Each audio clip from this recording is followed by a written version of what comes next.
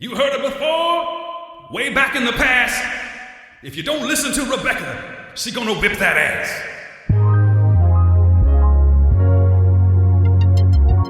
In these crazy times, the world just needs a hero to help cut through all the noise. Well, now you have two.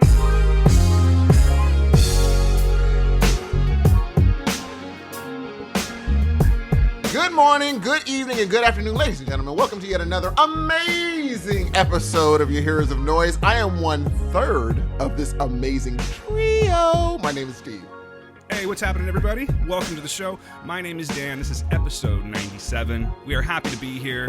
It's not us today. It's not just a pair. It is, in fact, a trio. Steve, do me a favor, sir. Would you mind introducing this wonderful person that we have on the other side of the microphone? Okay, ladies and gentlemen, I know that you've probably been to a lot of concerts. You've probably heard presidents speak. You've heard a lot of amazing things in your life. But nothing can prepare you to the star that we have on this show. Not a damn thing. Now, she's not a daggone thing. Have you seen dinosaurs come back? Probably. Not comparison. Have you seen a ghost appear? Probably. Still not a comparison. Ladies and gentlemen, we have the amazing, the incomparable Rebekah Dahling. You guys are way too much. You hyped up this audience so much, so hard. And they were like, oh, it's just her? No. Oh, I guarantee that's not true. Nope. Click. I guarantee you half the audience turned this off. I don't blame them. You're afraid of someone's going to be like, what's this bullshit? We got to rewind. What were they clicking in order to turn off their podcast? Listen, I'm old, okay? Back in my day, you whippersnapper, we used to click things off. We used to have a clicker. Click. Then we didn't have a podcast. We had the radio, and we liked it. Yeah, what are you talking about? We were happy. New York's coming out again. And we were happy. We slept on Brillo sheets, and we were happy. We liked it. She's like, I don't want to hear this. Click. Bzz. I was like, wait, what are we doing? I thought it was just... Okay, boomer. Got it.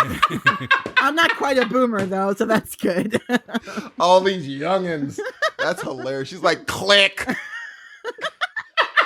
That's the sound of their thumb hitting the podcast app on their iPhone.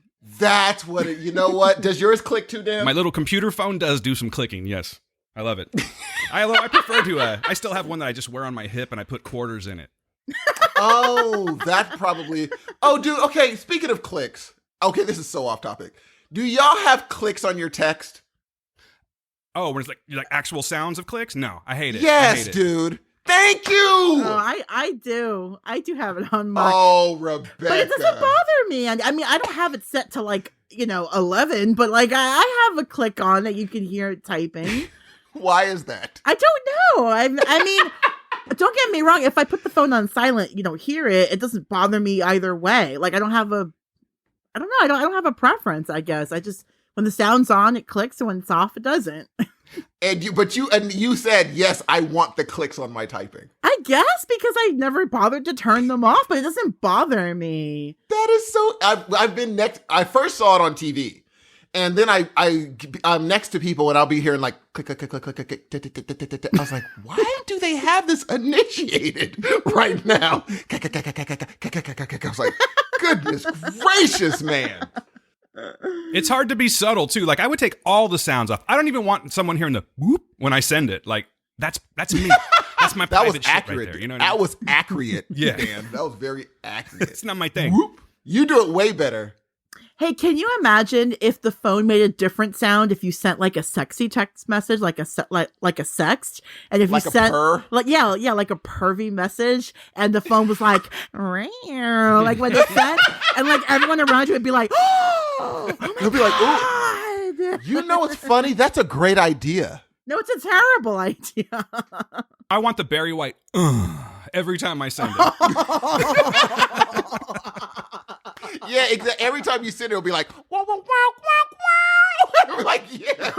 That way there's no mistaking what's happening here. You got a good old-fashioned sexting coming at you. And then when you hear it, you could be like, excuse me, everybody, I must go away for a second because I have, as you heard, I have an important text. Just take this bottle of lotion with me and I'll be back a little later. That's my cue. I got a bottle of lotion. Nice. all of us will be like, okay, have fun. We heard the purr. No problem. Hey, Rebekah, you have to pardon our manners a little bit. We didn't actually say where you're from and where people can find you, and I realized that we could do this at the end of the show, but let's get people familiar with where you're at. Maybe they're going to go, oh, it's that Rebekah. You know what I'm saying? So, guys, if you want to hear this lovely woman's voice more, because she has a lot to say, a lot of good things to say, you can find her at the Animated Batcast. She also does another show called Number One Comic Books with Brian from Pop Culture Leftovers. Multiple appearances on Pop Culture Leftovers, by the way. And then, of course, the one that we're really going to talk about today is the recently launched Picardcast. So you can look for her there. Yeah, I'll put links to all the shows in there into the notes, of course, so you can find these very easily. And there, my business part of it's done. Let's proceed, Steve. Did you want to do the contact information right now, G?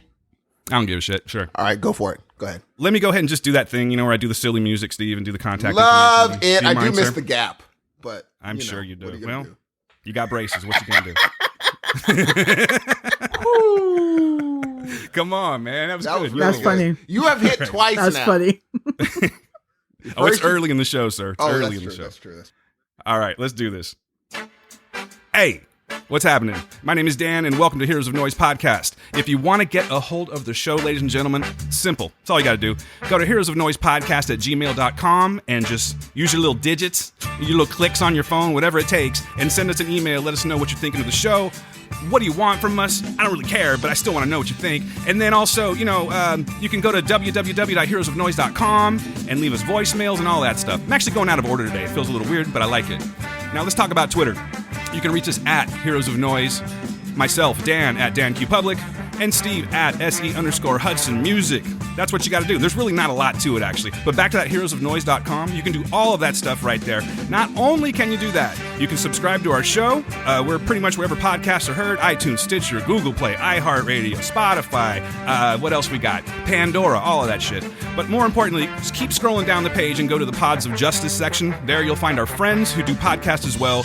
Plenty of information, lots of content, lots of good people, lots of lovely voices. Listen to all of them. Just hit subscribe all the way through, all right?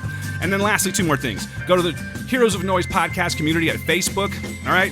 It's a small group, but we're growing all the time. But it's really solid people, and I like all of them. There's no dicks in there whatsoever. I mean, figuratively speaking, of course. And then lastly, we do this little thing called Patreon. If you want a little more of the show, go right over there, check it on. You know what? I'm actually just going to say, just go over there right now. There's plenty to listen to. Steve, we should talk about this off mic, but I think we need to have a better, more productive January. But other than that, ladies and gentlemen, there's still a whole bunch you can listen to catch up. But we're going to be kicking ass there in 2020. I'm going to go ahead and stop talking because I feel like I'm rambling, and I'm going to turn it back to the lovely, the golden-toned Steve Hudson. So I want to learn a little bit more about this wonderful, amazing guest we have. Rebekah, Yes. you were recently talking about your prowess on the cooking. We were talking about that, yes, before we started. Your amazing prowess on the cooking. And this is something I did not know. Dan apparently knew that you're supposed to have, we're talking about mac and cheese, ladies and gentlemen. I don't know if you know what mac and cheese is, but mac and cheese is something that I normally microwave, but these good folks were talking about cooking from scratch. So, you said that there must be ridges in order to catch the flavor? So, okay, the key, I think, you have to pick the right macaroni for mac and cheese, right? This is amazing already, by the way. You're This is amazing already. here's like your ideal situation. Either a ridged pasta like a rigatoni, Yeah. or a cavatappi, or that's the corkscrew pasta. Thank you for answering that question. Okay. I was just gonna be like, oh, yeah, word? Yeah. Cavatappi like a motherfucker. Yep. Mm-hmm. Yeah.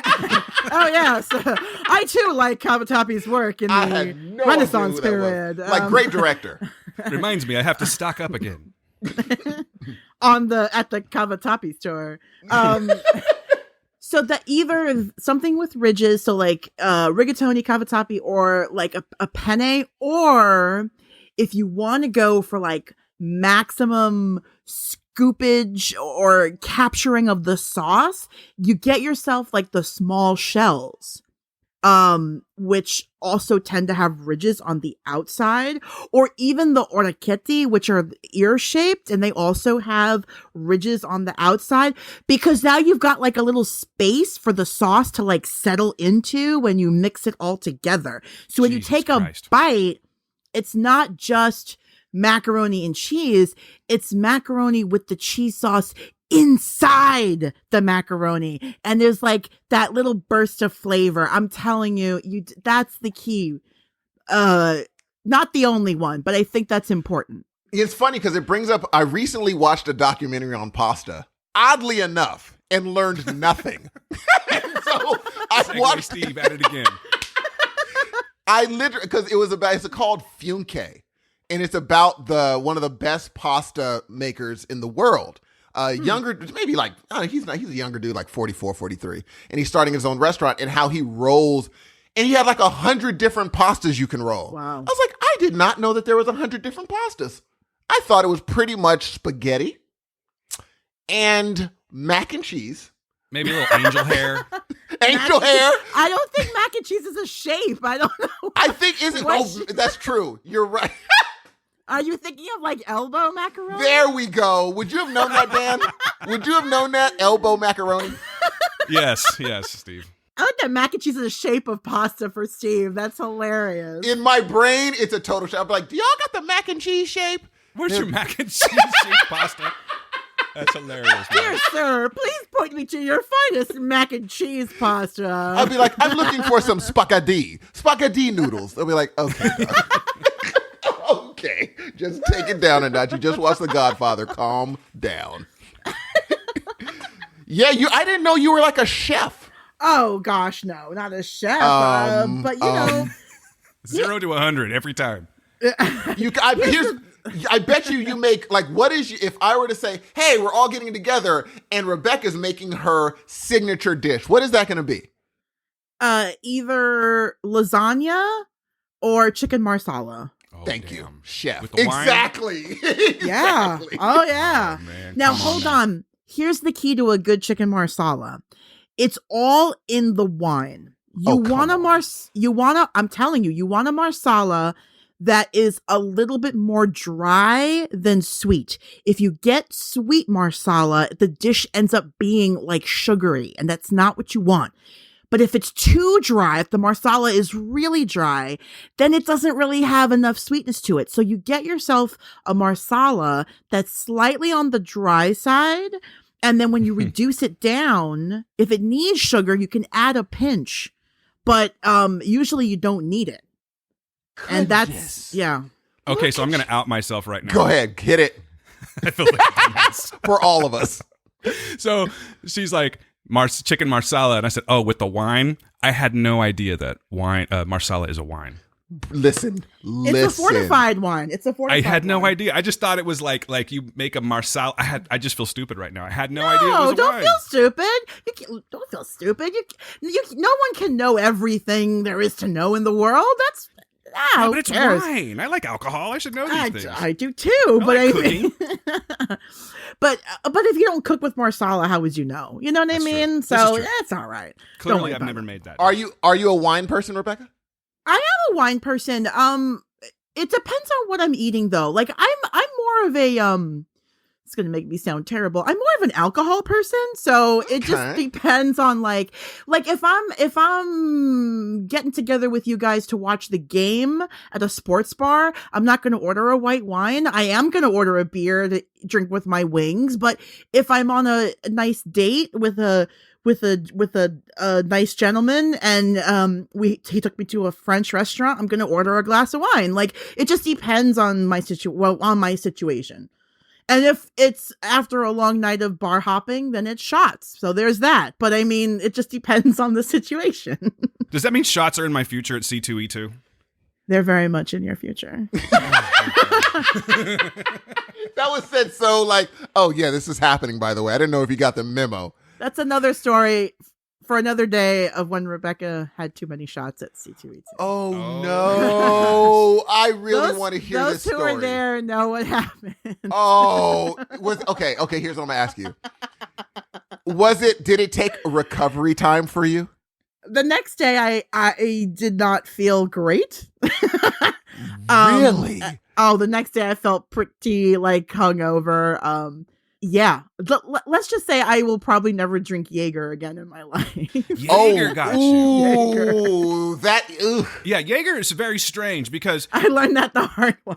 you think it's friendly, right? Doesn't it seem like it's friendly? Oh, it goes down real smooth. Yes, much like, say, and I don't drink a lot of liquor, actually, so I'm trying to remember the name of it. The cinnamon whiskey, Fireball, much like that. Yeah. It seems like a friend, but it's a fucking foe for sure.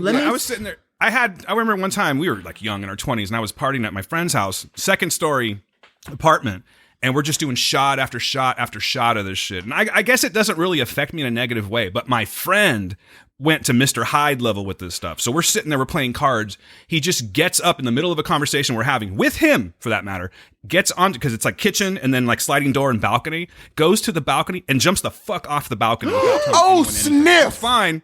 He was fine. I think he rolled his ankle or something like that. But it was just this weird, like, impulsive thing. I'm like, and I was like, what is up with this? And then I started realizing that lots of people have bad experiences on Jaeger. I guess I'm just not one of them, or I haven't, like, gone over the threshold yet. But I think I'm cool because I'm not trying to jump off of balconies or anything. No, not at all. Yeah, I don't even do shots anymore. I just won't do them because it got me so sick one night. I was like, oh, I'll never do that again.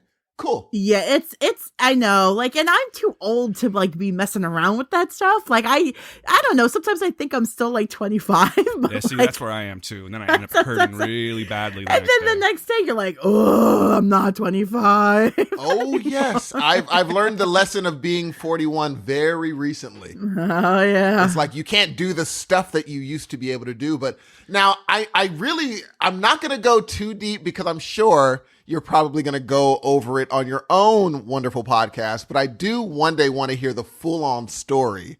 Maybe it could be a bonus ep from C2E2 with y'all's microphone about what happened the last time.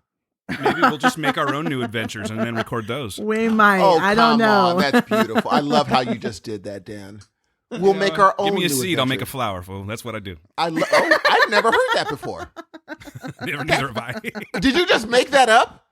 I mean, to the best of my knowledge. You are brilliant, man. Oh, thank you, sir. You Thank are. I mean, you're a poet, and guess what, Dan? Don't say it, Steve. Just refrain from saying it. Don't fucking pick the low-hanging fruit, sir. You can be like, you're a poet and you weren't aware of it. There we go. Thank you. You're a poet and you didn't eat. Well, you weren't even aware. Getting close. You weren't treading on that dangerous ground. That's hilarious, G. That is so freaking funny. So anyway, we haven't really talked about, we've done it before, but would you tell the listeners a little about the other podcasts that you have and what they're all about, who your co-hosts or whatnot are? Yeah. Animated Batcast is a retrospective show. I co-host that with Paul. He and I are going back looking at Batman the Animated Series from the 90s. That was Paul's favorite cartoon. And I think Batman I can safely say is Paul's favorite property, I think, as far as like comics go, like DC Comics. So we go back, we watch an episode, we break it down, we kind of talk about it, and we kind of look at it also through like a lens of like the modern age, like did this episode hold up? And we also talk about Batman comics, Batman news, DC news. It's kind of evolved into excuse me, like a DC podcast, which is cool because there's plenty of DC characters and properties that I love. And I'm on number one comic books, and that's with Brian from PCL, Joe Stark from Starkcast, and Rod from Turn It Up to 11, which is a Stranger Things podcast. We each pick a new number one comic book every other week. We read all 4 books and then we discuss them on the show, and we basically give our thoughts, and we let our listeners know if we think that they should pick them up, give it a try, or read them, if we're going to continue with the series or not. And we are very honest. Like we try never to be mean or cruel. I don't think that's ever appropriate, like especially when you're dealing with like creators. Yes. Like somebody poured their heart and soul into this thing. And, you know, for like me to get on a show and be like, this thing is trash and it's garbage and this person's a fucking idiot. And, no, that's not right. But, certainly if I read a book and I didn't like it, I will say I didn't like this book. And normally I really just chalk it up to this. I'm not the audience for this book. Exactly. Because there's plenty of books that we've read on that show that the other three guys love them. And I'm just like, this is not for me, guys. This is not a book that I liked. And sometimes, in comics especially, there's still a lot of stuff that the way they portray women and draw women that I'm not always 100% happy with. Yeah. Mm-hmm. And just a quick side note: did you guys see that story about what Dynamite Comics is doing with Nancy Drew? I did see. What a weird way of going about that. Okay, so it's Nancy Drew's 90th birthday as a character, right? Mm-hmm. Yes. I grew up reading Nancy Drew. My mom read Nancy Drew. Kids younger than me are reading Nancy Drew today. Yes. Okay. So for the 90th anniversary, they decide, hey, how about we take this feminist icon girl detective and we kill her in the first issue. And then the Hardy Boys, people with penises have to come in and save the girl with a vagina. And it's like, okay, first of all, gross. Second of all, no. Why would you do that? And I get it. I get how comic books work. She's probably not dead. She's probably going to still be alive. But why in the world are you bringing in two boy detectives to solve the murder of weird. Of the girl who the book is named for? You're very weird. Why are you fridging this character? Yeah. I am so grossed out by it. Yeah. And the sad thing is that the same creative team previously wrote a crossover book of Nancy Drew and Hardy Boys, which I read and loved and enjoyed very much. And so to come back with the same team and do this, I'm just like, who said this was okay? Yeah, how did that go down in the meeting? Who's pushing this? You know what I mean? That's fucking stupid. I just say, you know what? I think that Dynamite Comics needs more diversity on their creative teams. Like, I can't imagine you having enough female voices in the room or people of color in the room or whatever in the room. And you're just like letting, white dudes say, oh, let's do this. No, we've had generations of white dudes saying, let's do this. And it really hasn't worked out so well for me. So I would, yeah. Anyway, I'm very upset by that because I just think that's a terrible way that's what they led with. Oh, in celebration of her anniversary, this is what we're doing. I think that's just the worst idea ever. But anyway. No, you've got a great point. No, that's a terrible, for me, when I watched it, I said, because I never read the books, but they're so in the culture that I knew about them both. I'm like, oh yeah. But they're like, Nancy Drew dies. Who's going to solve this mystery? And I was like, why would you do that? It would make more sense for either for one of the Hardy Boys to die. Exactly. And then Nancy exactly come in and help the other brother solve the crime. But that's kind of how, and maybe this was their thought process of like, in the previous comic, that was kind of what happened. One of the Hardy Boys got into trouble. He was accused of a murder, and then like Nancy Drew got involved and helped them. So like, okay, maybe they figured, well, we did that storyline, so let's do another storyline. Okay, that's fine. But then I just don't think killing your main character and saying and leading with that as an advertisement for it, saying in celebration of this character, we're going to kill her off.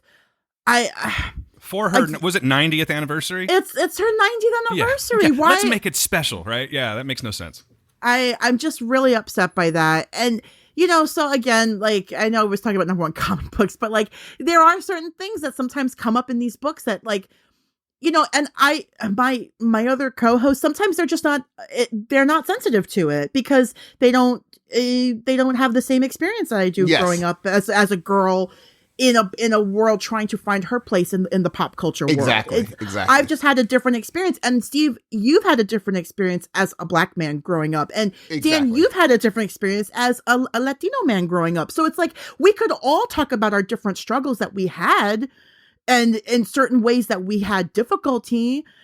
but but I could never step into your shoes, Steve, and be like, Exactly. oh yeah, I totally understand your struggle Totally. now. No, and I could never do that. So Yeah. I get it. Sometimes I see books in a different way. And then sometimes my co-host will see books in a different way and bring up a point from their childhood that I'll be like, wow, I never thought about Exactly. that. I get why this might be upsetting now, that kind of thing. So, so our show, I enjoy that one a whole lot, of course, as well, because I love comics.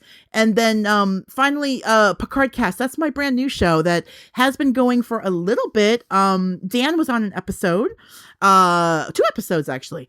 And Lovely time, by the way. Yeah, we had a great time talking to you too. And it's all about Star Trek. So it's all about the CBS All Access show Picard. And so it just dropped on Thursday, the first episode. But before that, we were recording episodes, like key episodes of Next Generation that like you should watch to get ready for Picard. So that's what we were doing. And then today, actually, we recorded our first episode of the new series. Ooh, so the recap. The recap. Yeah, we did that today. I'm so excited. I can't wait for that to come out. You guys can like hear it. That's where you can hear me. And then, I'm on all the social media stuff and all that, but usually ranting about something that's upsetting me. But Oh, you've already seen my Twitter. There's a lot to be disgusted with these days. There is. And I get it. Like, I get it. I try to be as woke as possible. And there are things that happen that do upset me, and things just when I think it can't get any worse, I read a thing and I'm just like, oh, and then it got worse.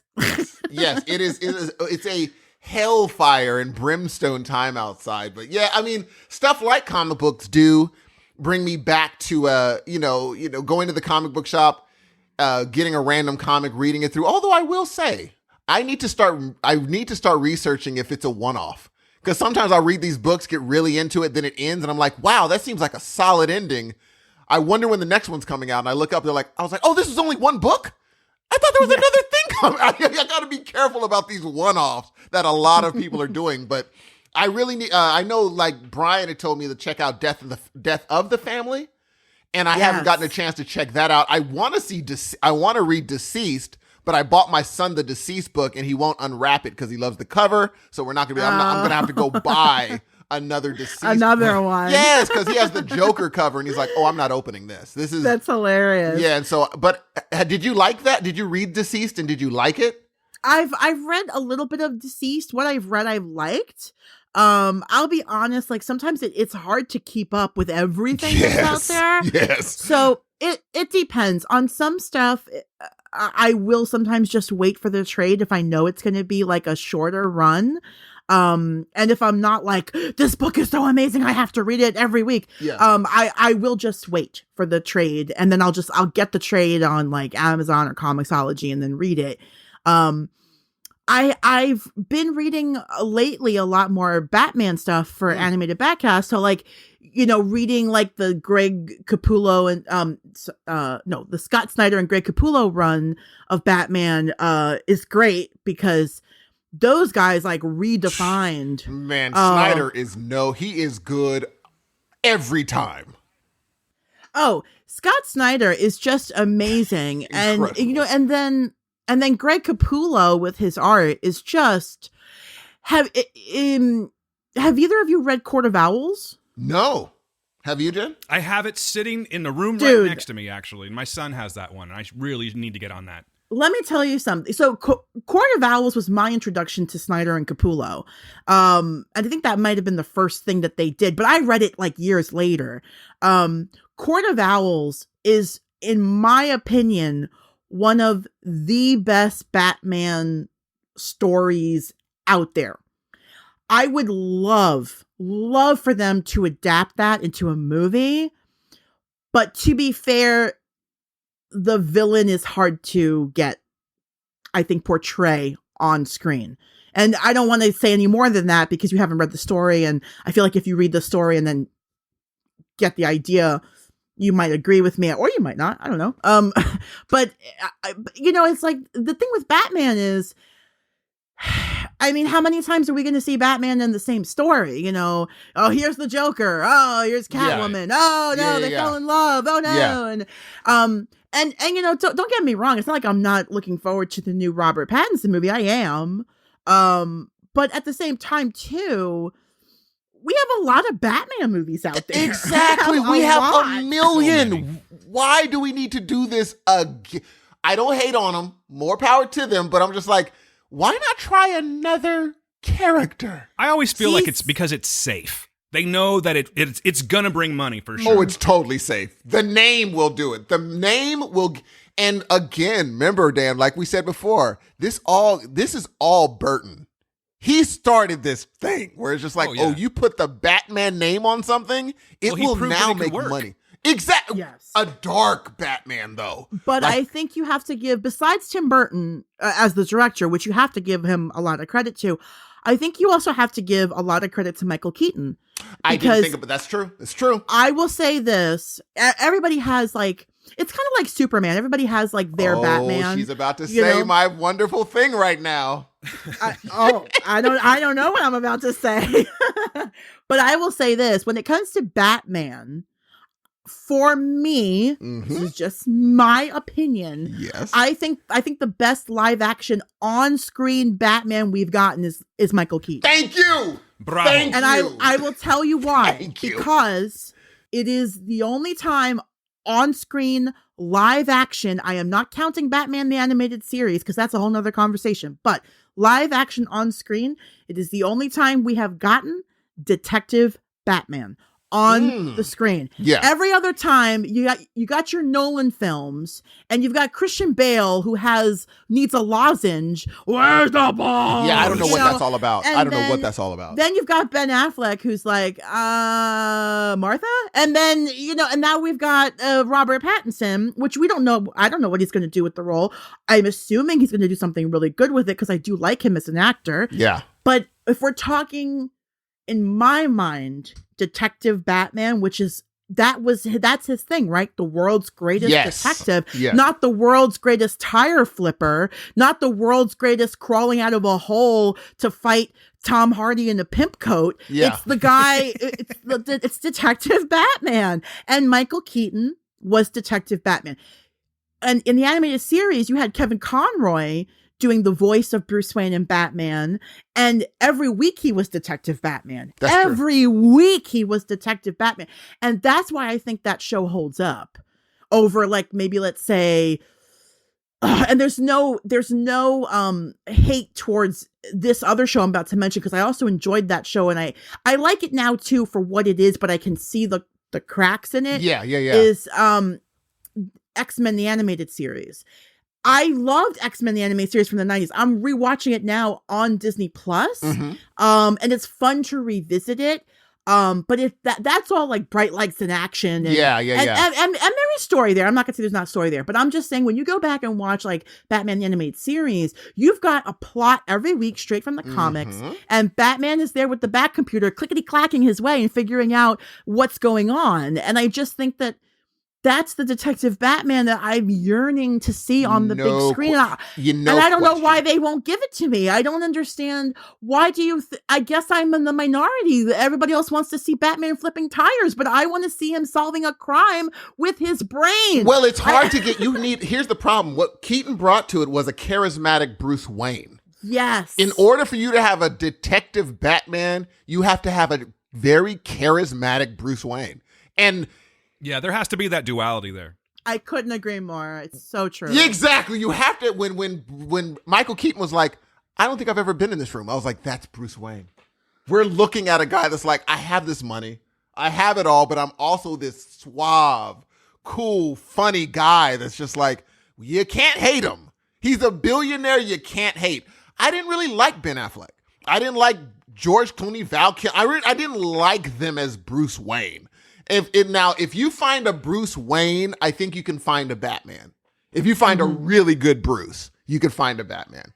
I'm 100% on the same page as you. Yeah. I feel like what makes Batman work, in my opinion, is that duality, as you said too, Dan. To say I mean, it's why stories like Robin Hood work. Yes. It's why stories like Zorro work, because our hero does such a good job of convincing everybody that he's like this useless idiot Yes. who's like, oh, a villain? I have the vapors. Exactly. Like and then so that when they put the mask on or the cowl and the cape and they're swinging around Gotham, nobody's ever going to think, Nope. hey, maybe it's Fancy Pants over there who can't seem to, fight off a squirrel. No, they're never going to think it's that guy. Exactly. And until you can bring out the duality in an actor and give me a believable Bruce Wayne who just is like, ah, shucks, I'm actually a good billionaire. I'm not trying to destroy the planet billionaire. That's those other guys. No, and then give me a Batman who's, I'm bent on revenge. You've got to have that. That's what I'm saying. If I walk up to Ben Affleck, he's 6'3" and kind of swole, I'll be like, oh, you're Batman? I believe it. I believe Dude, it. are you Batman? Yeah, I get you're billionaire. It turns out you're okay. Yeah, you look like the type that would be. Whereas if you give me, that's why Bourne, like Jason Bourne was so like, whoa, because he looks like a dork. And when he starts fighting, you're like, oh my God, what the crap? This guy does look like a dork. He looks like a dork. But when he starts fighting, you're like, oh my God. Whereas Dork's if about to freaking whip that ass. Exactly. If The Rock comes up and starts beating people up, I'll be like, you didn't need to get your memory back to do that. You could have accidentally just started beating people up without your memory coming back, and then just been a killing machine. Killed this guy. Yeah, No, exactly. That's what you need. Someone to be like, oh, like Robert. That's why Robert Pattinson might be the guy, because I would be like, yeah, I could beat up Mike or Robert Pattinson. I have nothing to back this up, but my son keeps talking about this. Maybe you guys know. I've heard it's actually going to be more of a detective story in this one. I think that's what they're going for. That's what the director has said. That's what Matt Reeves has gone on record saying, that this will be a detective story. Which, okay, I'm very happy about that, if that's true. Yeah. And the fact that they've cast a bunch of villains, I mean, that I don't know how I feel about that. I worry that they're crowding the film with too many characters. Yeah. Doing a little too much to make sure they, I know what you're saying. And then I'm thinking, are you doing Hush? Because you've cast a lot of villains, and then he's like, I'm not doing Hush. Are you doing The Long Halloween then? Because you kind of got the right people. No, I'm not doing that either. Okay. Are you doing a comic story? That's all I'd like to know. Are you picking one of them and doing it? I hope, don't get me wrong, like, if the movie is amazing and it all works out, I'll be the first to be like, well, I was fucking wrong. Like, oh, what an amazing movie that was. But I hope I'm wrong and being worried about how many villains are being cast. But if there are this many villains, it does sound like he might be having to go like on some kind of a detective journey story to figure out who the real bad guy is. Which again, if it's a detective story, you guys, I mean, I just spent 10 minutes talking about how much I want that. So I mean, yeah, I'm excited for that. Yeah, we will see. It's up in the air, but I mean, obviously we're all going to go, see this movie, but I mean, like if you loved what you just heard, imagine hearing that for hours at a time, her killing it about, I mean, come on, like, listen. Don't threaten people. Just dropping science on one another like that. She dropping science. Now, mind you, she also breaks it down for you, so you're not going to feel like, wait, who, when? Scott Snyder, where? How, when? She'll break it down for you. You'll understand it. Check out her podcast. All of them on she doesn't have a network right now. Well, not right now, ladies and gentlemen. Not right now, ladies and gentlemen. We're just on like Apple and Yes. Podbean and Stitcher Exactly. and all the usual spots that you get That your you can podcast click from. on, right? That's what you do. You Click. Yeah, you Click. Oh, sorry for that noise. I was turning Just- on a podcast. Click. You can click and it'll take you to the World Wide Web. Much like The AOL. World Wide Web. HTTP. But Listen, email me at Hotmail or Gmail. That's With where you can Hotmail, I find remember me. that shit. Hotmail up in I this still thing. get really surprised when I see a Hotmail pop up every now and then. I'll be Dude, like, whenever somebody gives me their email address and it's hotmail.com, I'm like, ooh, suspect vintage. though, right? Exactly. I'll be like, bit. oh, what are we, like, I have to check the date. I'll be like, are we in 2020 or no? I'm going to be like, are you going to send me back porn now? Is that how it's going to work? I'll be like, my Hotmail was clogged with just spam porn. Oh, for sure. Oh, yeah. I will not do it. But people, since we were just talking about it, I'm not really in the know. And so I'm going to be kind of listening more than anything. But y'all, this week, Steve, I'm so sorry. I love where you're going. But can I ask one more question before we move along? Yeah. Sorry about that, dude. Because I think this is a good one because it's actually for both of you. Okay. So you guys, I think out of the three of us, you two are definitely the ones that read more comics, right? So yes. I know I've had people talk to us, on Facebook or whatever, and they're like, I want to read more comics, but how do I get into it? I'm really not trying to go for a cheesy segue into this or anything, but I am curious what your thoughts are. Like, if you know someone that wants to get into comics and walks into a shop, admittedly, it's pretty intimidating if you're foreign to this. There's just books everywhere. What would you recommend for someone that's a novice or maybe just a straight up beginner that wants to get into comics? Like, what would be the first thing you would suggest for them? I would say to do what I did, because I did not start reading comics as a kid. I got into it as an adult, and I too had that. I wanted to read comics, but I felt very intimidated to walk into a comic shop by myself with all these books and go, so do I have to go back to the beginning in the 30s and read all of that Superman if I want to read this Superman? And I just felt like it was so daunting. I didn't know where to start. But I had, in my case, it was my sister who got me into reading comics. She took me to her shop and introduced me to one of the guys who worked there. And they helped me curate my first few issues of who do you like? Who are your favorite characters? Are you more into, this character or that character? Oh, okay, great. I would say, if you have somebody in your life that is into comics and you have a good relationship with them, ask to tag along when they go to their comic shop, if they still go to a brick and mortar place. And if not, although it might be a little intimidating, you can just walk into a comic book shop. I feel like nowadays, 2020, comic book shops are much more welcoming of new people. I think back in the day, there was sort of this stigma of if you walked into a comic shop and you didn't know what you wanted, all these sweaty nerds behind the counter would be like, you don't know anything. Oh yeah, you'd had to get ready for a snubbing for sure. Right. And then the thing is, growing up as a girl, trying to be into pop culture stuff, getting told a million times by people that that's not for girls, that's for boys. And then feeling like, oh, do I like weird shit? And am I not supposed to like the Transformers? But I like the Transformers. I feel like in 2020, we've made some progress because I go into comic shops by myself all the time. And I've only had positive experiences, which I'm happy to say that. So, I would say pick a character that you like. If you like Wonder Woman, if you like Superman, if you like Batman, if you like X-Men, if you like whoever you like, pick that character. You can do a search on a website called Comixology, which is a website you could subscribe to. It's an app, actually, you could subscribe to, and you could download books digitally if you're not ready to go into a store. And then just find the newest run that you can find. Maybe there's a brand new one that just started up. It's a brand new number one.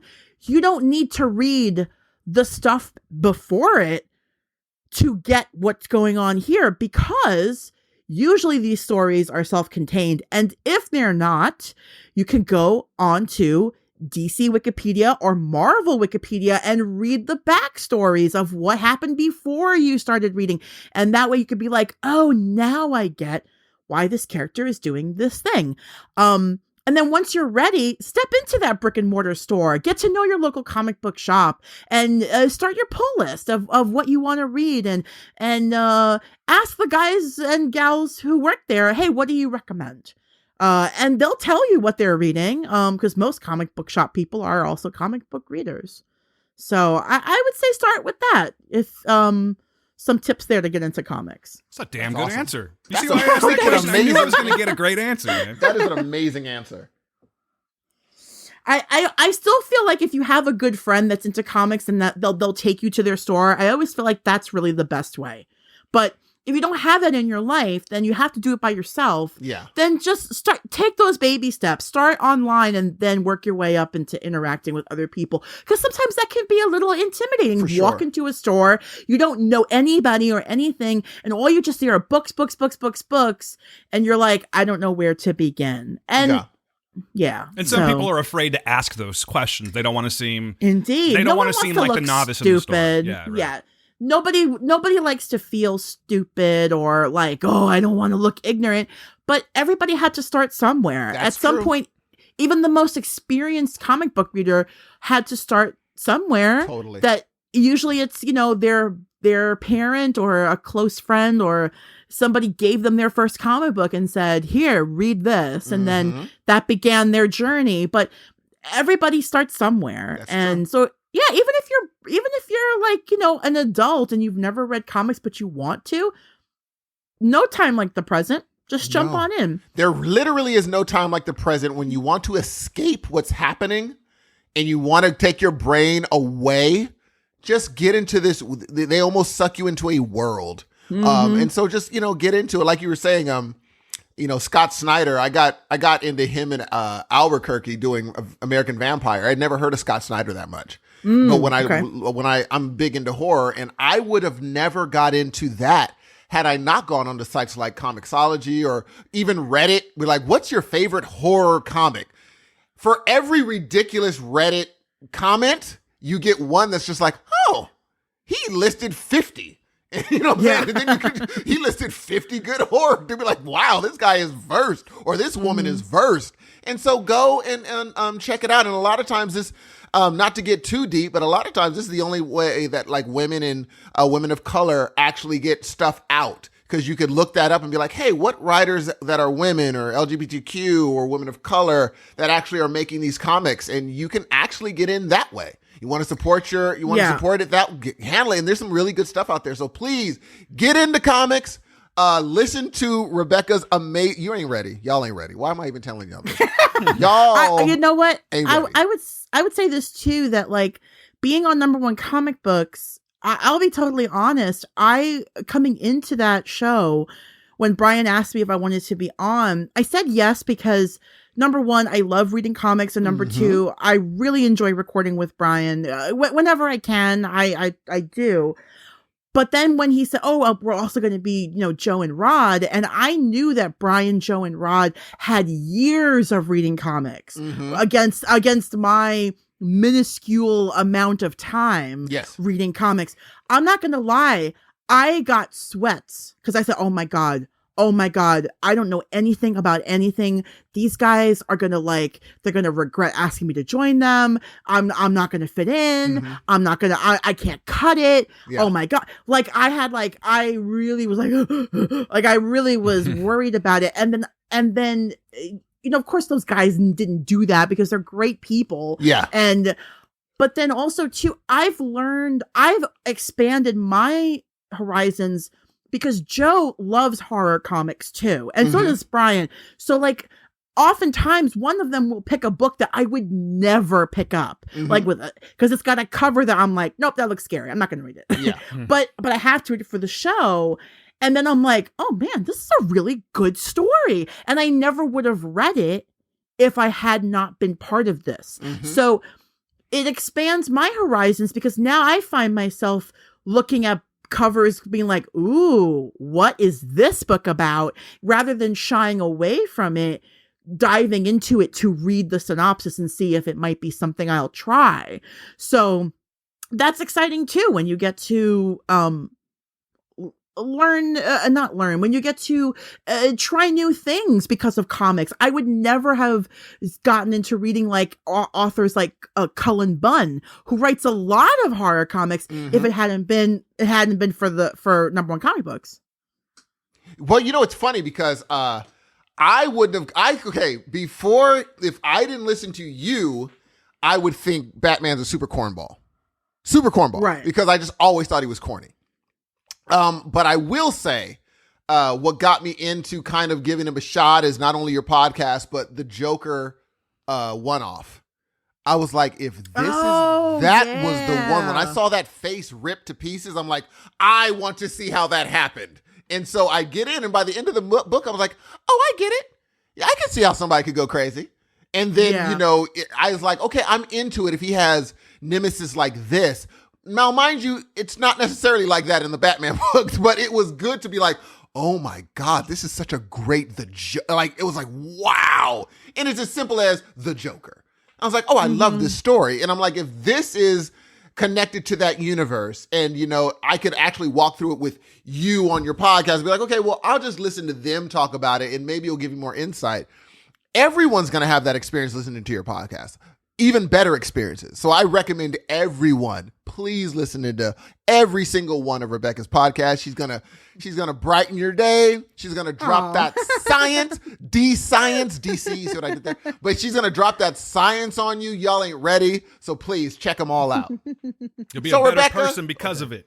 Exactly. I don't know about all that. So Rebekah, you're a young person, and I remember a while ago we were talking about you're a person of this wonderful. Oh, I know pop culture, and I was like, how well does Rebekah know pop culture from the '90s when you were in high school and such? So I got a 5-part quiz to see how well you know the '90s. Trivia night. All right. Yes. I mean, I may throw a few gems in myself. Let's see how this goes. Yes. Okay. All right. Now, I will say that I do enjoy a good amount of 90s music still, and I probably have seen most 90s movies, but I'm not gonna start patting myself on the back like, oh, I got this. So I am ready. I am ready for your questions. Okay, here we go. Number 1, in 1992, this modern Western, directed by Clint Eastwood, won Best Picture. Oh, hold on. No, I know the name. Is it Tombstone? No, it's not Tombstone. No, wait. Oh, shoot. I'm not Googling either because I don't want to cheat. Oh God, I know this movie. I've seen this movie. Oh, it's not Tombstone. That's a totally different movie. And then he comes back for one last thing, and oh my God,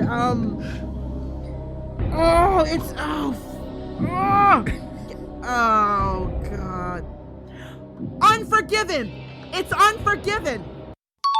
Yes, there it is. Nice. Now this next one's super easy for you. If anyone knows this, in 1992. This Whitney Houston song was the #1 smash hit of the year. Oh my God. I do love me some Whitney. But I don't remember what came out in 92. It's the one you're thinking of. Is it I Will Always Love You? That's it. Yep. It's the one. It's I'm not even going to try to sing that one, but, because Lord knows. Now, this one, I don't know if you're going to get, because I want the name of the group and the person's name. Waco, Texas was the site of the siege on what religious cult leader? Oh, David. I watched the goddamn miniseries about it. I'm going to tell you right now, I don't mean to throw you off, but he actually didn't think you'd get this one. The Branch Davidians. Uh-huh. That was the name of the group. Yes, it was. And his name was David. Oh, so close. So close. Oh my God. I'm thinking. Okay, so the group was called the Branch Davidians. Uh-huh. And they were David.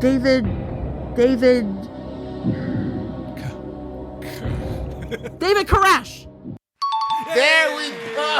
Oh, thank you for that. I appreciate that. I don't know what you're talking about.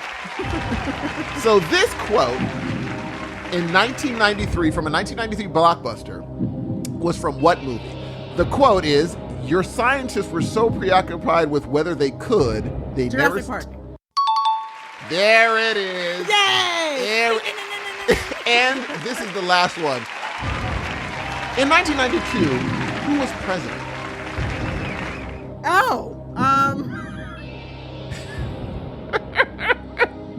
It was Clinton.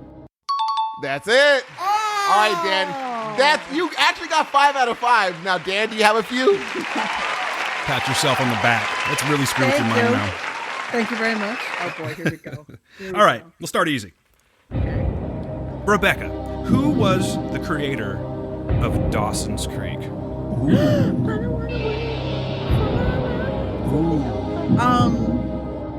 was the creator of Dawson's Creek? Was it,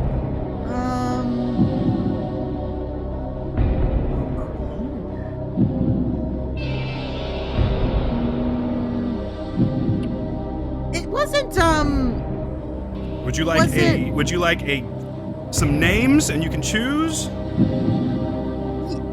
Can I have multiple choice? I can give you 2. I believe I can do that. Okay, For you. Judges, okay. is that okay? Judges? Yes. Judges say yes, it's fine. Say yes. Yes. So, creator of Dawson Creek, you're going to come between 2 choices here. First one would be Kevin Williamson. The second one is going to be J.J. Abrams. Oh. Well, there's not nearly enough lens flares for J.J. Abrams, so by default, I will guess Kevin Williamson. Yeah. Yeah, I Nice. don't know who that guy is. What Very does nice. he do? No fucking clue, Rebecca. This is a quiz that I just pulled. Oh, okay. He did Scream, right? Yeah, totally. I don't know. Let me find out real quick. I think Kevin I'm doing this Williamson on the did fly, Scream. guys. Oh, actually, yeah. Okay, I just looked him up. Yes, he did do Scream. Okay, There it is. Okay, you're right. That's he did Scream. Okay. All right, Rebecca. What was the title of Madonna's controversial 1992 book? Oh, her book. it was a good one too. I'll give you a hint. Lot of pictures. Yeah, I'll give you a hint. I am about 99.9% sure that we all love this. Is it? It's not pasta. It ain't pasta. Oh, my answer was less PG than pasta. Oh, you probably got it then. And you're probably right on the money. Is it oral sex? Oh, Ooh, you're there. do you want to refine your answer? Fellatio? Oh, you're going the wrong direction, Rebecca. One more chance. Think about what you said. Cunnilingus? It is one of the words of the One of the original words you just said, that you yes. said. It's one of the words I just said. The original answer. The original It's not answer. cunning or lingus. It's going to be the Oh, original answer. So just oral Oh. sex. There it is. Hell, well, fuck it, we'll give it to her. Good job. I don't feel like I really got that one though. So. I don't either, but that's okay. Let's see. One more. All right. This is going to be easy. All right, here we go.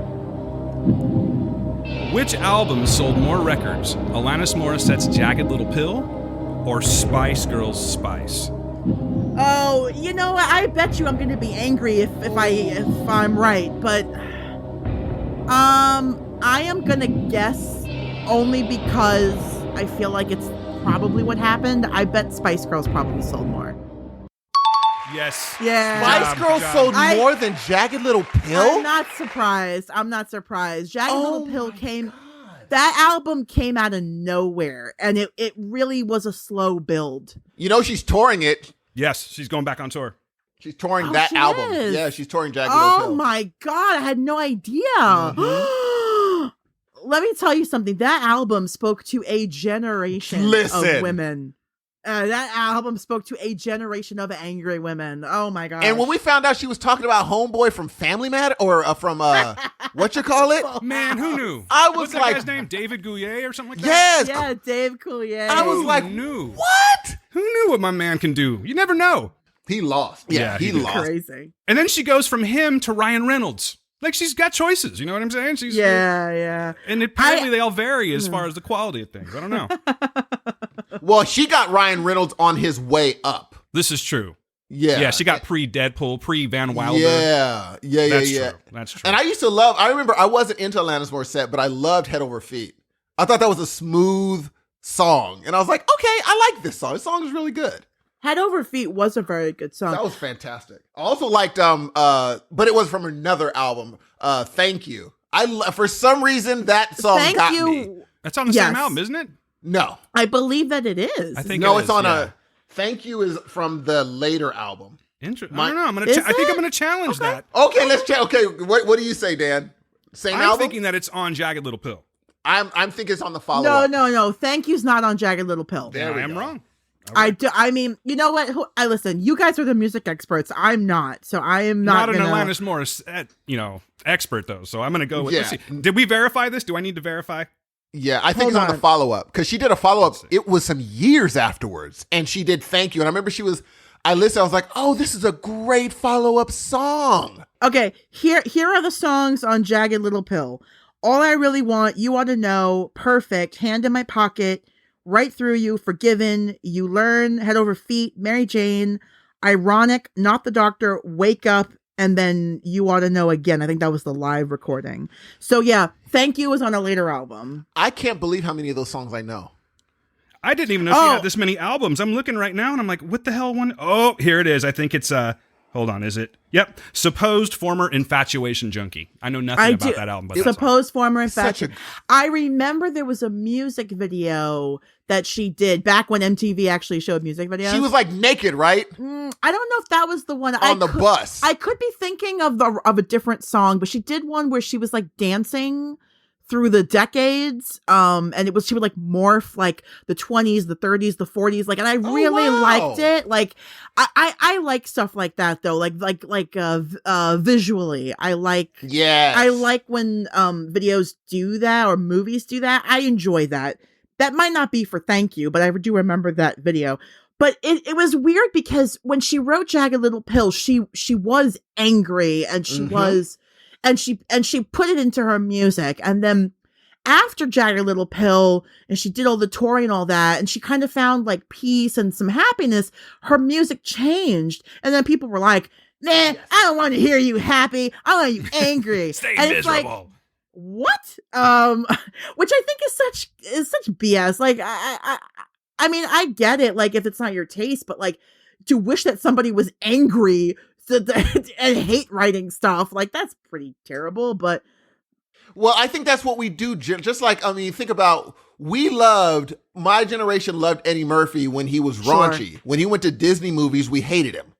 He became a family man. We despised him. Really. We're just like, we didn't despise him, but we're like, he's corny. Right. We don't like when people get their crap super together. Happy and content. That guy over there, happy with his life. Happy with life. We hated it. And so that's what we do. You know who was like that? Ice Cube. Oh, for real? Are we there yet? What happened to Ice Cube? Yeah, that's a good one. Like, Ice Cube used to be like this tough, hard. Even me, a white girl, knows about Ice Cube, and it's like, oh yeah, and it's like now he's making Disney movies where they're going on a camping trip, and I'm just like, yeah, he used to be Doughboy. Wow. I know, because I think it's one of those things where you like, A, the Disney check is wonderful, and B, it's like when you have a family and you're like, I just can't do this anymore. I can't do this thing anymore. Like everyone kind of goes through the phase of, I'm going to settle. I'm going to chill. Whereas if you keep wilding out, like remember, we see stars that keep wilding out, like freaking Ben Affleck. He wilded out for a little bit too long and had to be like, whoa. Yeah. I need to pull this way, way back. You could only wild. And who's homeboy from Kevin Smith's dude? Kevin Smith's partner. Not partner, but Jason Mewes? Yeah, he wilded out for a long time. And oddly enough, I do find it kind of off. Like his look is different now that he's together. But I'm happy that he got his stuff together. But it's definitely different now. You know what I'm saying? It's not the same. He's not the same funny as he used to be. But I'm happy for him. So, the most I can do is be like, yeah, maybe the thing that got you famous was that you were all crazy.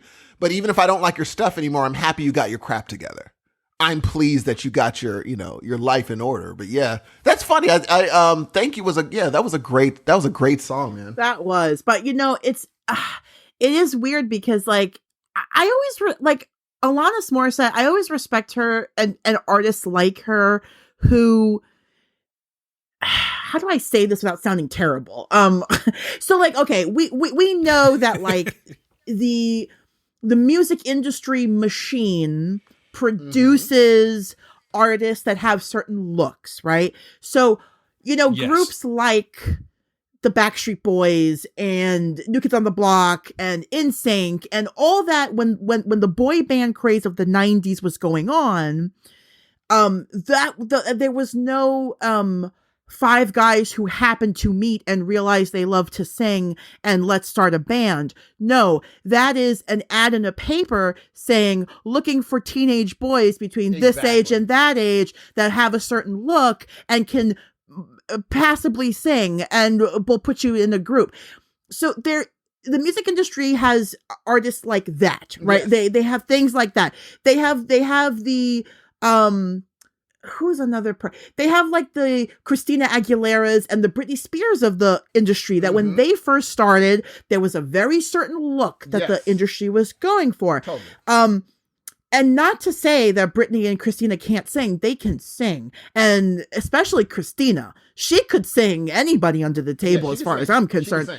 She has talent. But there was also a certain glamorized look given to these people that sold records and albums and whatever, maybe even more than the talent. Oh, yes.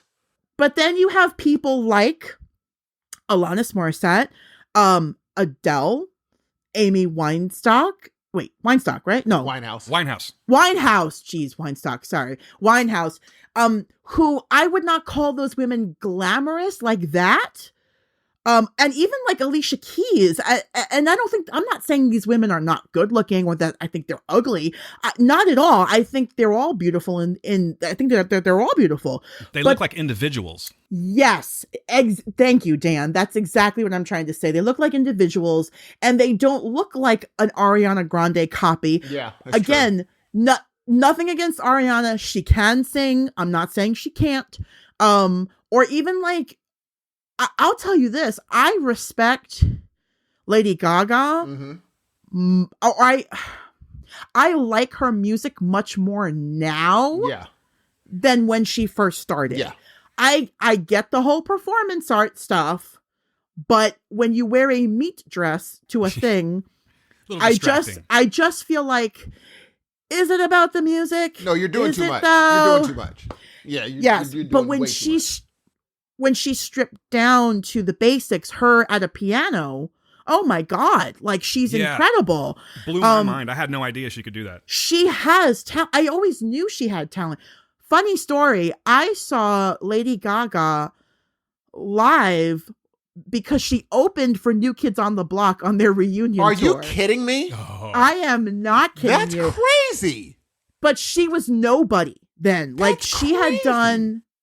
This was right before her first single came out, or like right when it first came out. I think it was Let's Dance. No, Just Dance. You remember that song? Just Dance. Da, da, da, da. So that was like her first big hit. Right around that time, she had collaborated with the New Kids on one song on their reunion, on their comeback album. And she opened for them. And I saw her live. But I didn't know who she was.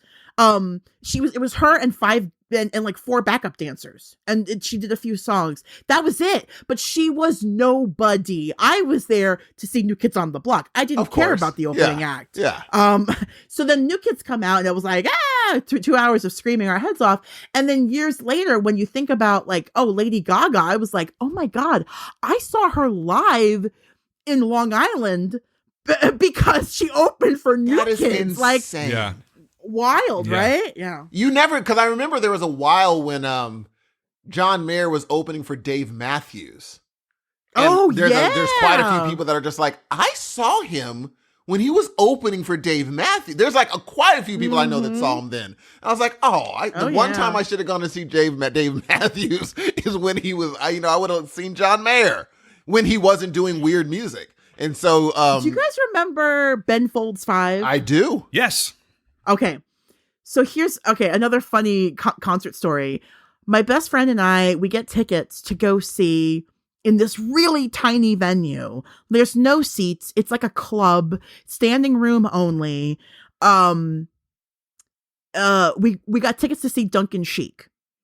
Do you guys remember Duncan Sheik? Never heard of I that. am barely breathing. Yeah, yes. What? I've never heard Sorry, that song. sorry to sing in your ear like Say that. that. Wait, can you Yeah. sing a little bit more of the song, Dan? Seriously, I'm not Yeah, making good, a joke. thanks, though. I'm promising, I'm not making a I joke. don't- I was close. I literally, that's... It goes, cause I am barely breathing. I can't find. Oh, you. I remember that song. I remember that song. Oh, sniff. That's right. That was his big hit. And then he wrote the music and lyrics to Spring Awakening, which was a show on Broadway for quite a while. Oh, that's cool. So anyway, I was a big Duncan Sheik fan for a long time. So we got tickets to see him, and we're waiting to get into the club, and everybody is buzzing because they're saying, on this tour that Duncan Sheik's doing, Ben Folds 5 has joined him for like a bunch of the shows. This is how long ago it was, because Ben Folds 5, people were excited to hear him. So it was like, and we're like, oh my God, is he going to be here? Ben Folds 5, is he going to be here? So by the time we get into the club, we have convinced ourselves that Ben Folds 5 will be opening. He'll just open for Duncan Sheik. Like, we have now talked ourselves as a group into this. And they were like, wrong. Wrong. The group that opened for Duncan Sheik was a group called Spooky Ghost. Now, I have tried to no avail to see if this group had put anything out anywhere. I don't think they have, which is a terrible shame, because my life was changed that night by listening to Spooky Ghost on stage. Really? Because, yes, not in a good way, but yes. So, do tell. Spooky. Continue. So apparently it's the lead singer that the group is called Spooky Ghost. The lead singer said he was spooky, I think. Is there any other sort of ghost? I don't, non-spooky. Casper the Friendly Ghost. Oh, ladies and gentlemen, challenge accepted. Challenge accepted. But, so, okay, Spooky Ghost comes out. It's like the dead of winter in New York City. It's freezing. Yeah. This guy comes out on stage. I swear to God, this guy had no blood in his body because he was so pale and so white. He was like, sorry, everybody, I have a little cold. And he's wearing like, that's how he talked. And he's wearing like this crazy Fargo cap. He's wearing like 3 scarves around his neck. He's all bundled up. And then the band starts playing and he starts singing his songs. This was music that was just out there. It was so out there. So like he's playing a ukulele. Oh, I'm in. A ukulele, I'm in, ladies and gentlemen. right? And he's like plucking it. So it's like ding dong, ding, Oh, ding, Lord. ding, ding, ding. And then he starts going, mine, mine, mine, mine. That was the whole song. Mine, mine. Wow. And so No then, Sharona at the end of that or anything? No. I was denied the Sharona. Well done, It was Dan. just Well his. done, Dan. What? I see what you Thank you, did sir. there. That was really smart. That was really good. I don't know what he was saying was his, but it was his. But whatever it was mine, mine, mine, mine, mine. So the crowd, which now has imbibed several alcoholic beverages and has partaken of other vices, is now really into Spooky Ghost. And they're just like, spooky! Spooky! What? Spooky! I fucking love you, Spooky! And then the crowd, like, they're just leaning into the weirdness of it. And so the crowd is like, they're just yelling at random, Spooky, I'm gonna kill myself to your music. Oh my And God. And the other guy, some other guy yells out because Spooky's going mine, mine, mine, mine, mine, and he's like, "Okay, it's yours. You can fucking have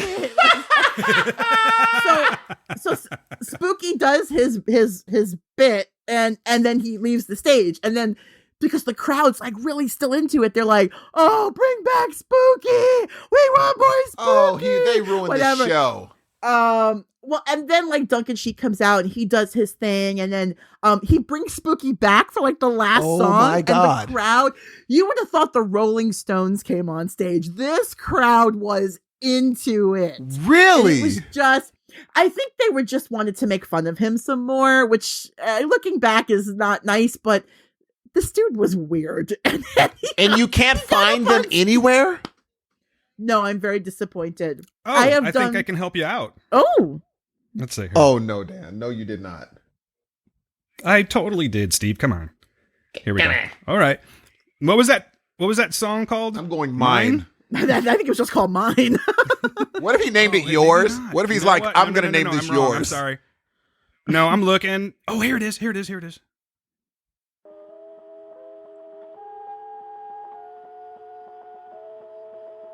Oh, boy. Oh, my God. Oh, my God. Hold on. But it gets better. Watch. I meant to do this. I meant to do this.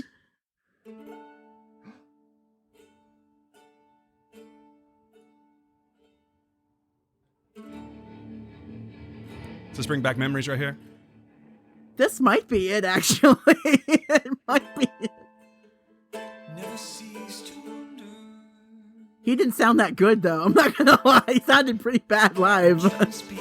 I just want to hear the my part. You have me intrigued. Let's see. Let me skip forward a little bit.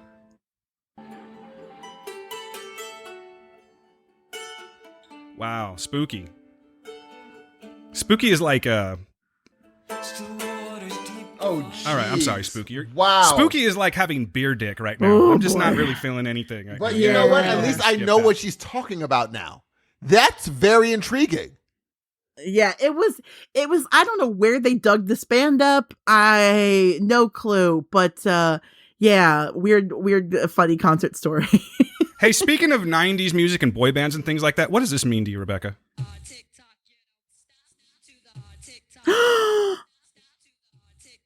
No, you didn't.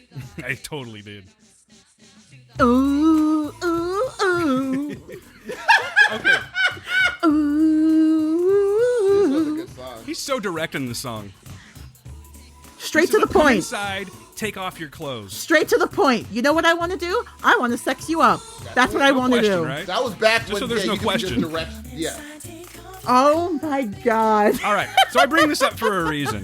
Now, I'm sure this is probably old news. Let me turn this down just in case I don't end up being captured here. But there we go. It's just in the background. So I got into this thing last night where I was bored at work and I started doing like this YouTube rabbit hole thing. And do you know anything about this band after this song or where they are now or anything like that? Either of you? I do. Oh God. You do? Yeah. So you know the story? I don't know the full story. I just know what he looks like now.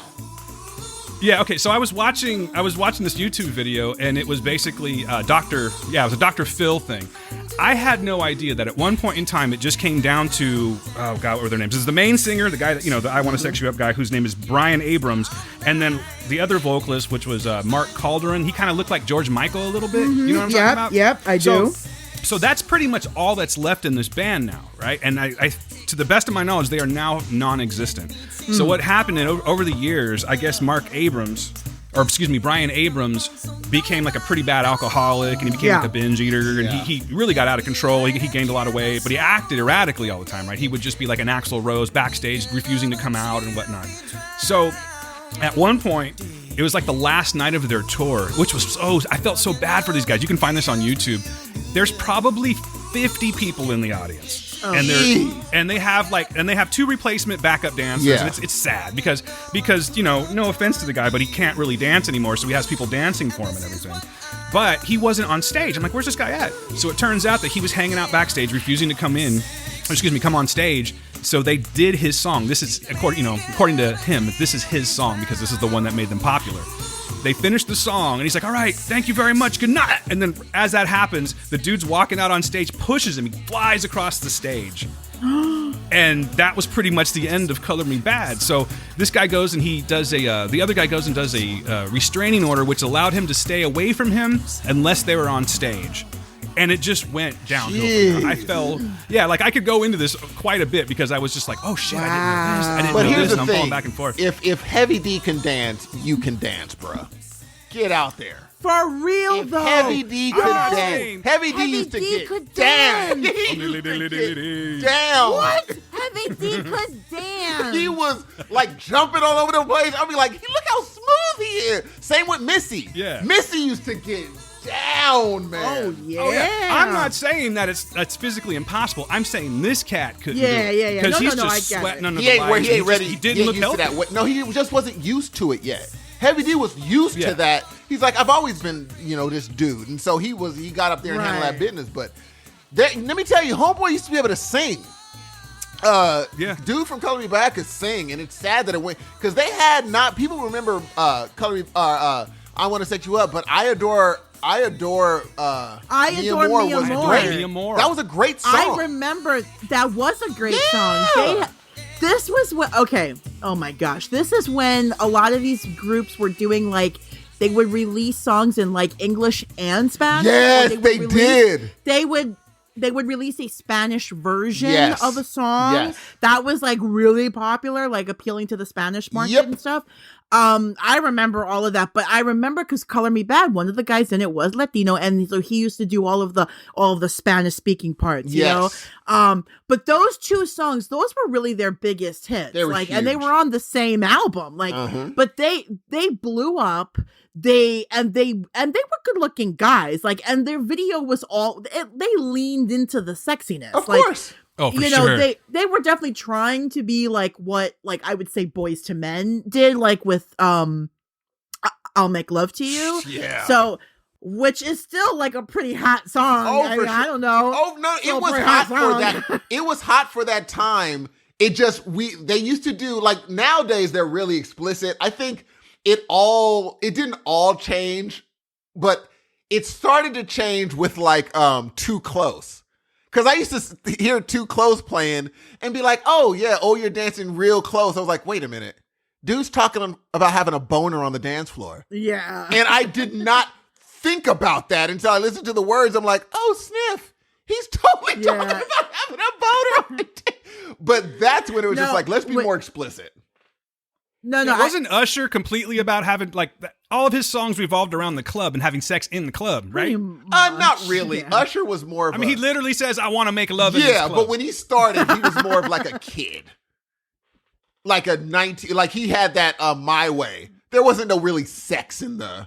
I think as Usher got older, for sure his music grew with him. Yes. His music aged up with him. He wasn't a 35-year-old guy singing bubblegum pop. No. You know what I mean? No, but because that doesn't work either. No. But I think his music aged up with him. Well, too, there were 3 albums where Usher's consistently made really good albums. I was like, oh, this kid is really, really good. But then it everyone dies off eventually. Everyone kind of just falls off. Unless you're just one of those smart 1960s singer-songwriters that stopped 4 albums in and was like, okay, I'm just going to now tour forever off of my amazing 4 albums and never make new stuff again.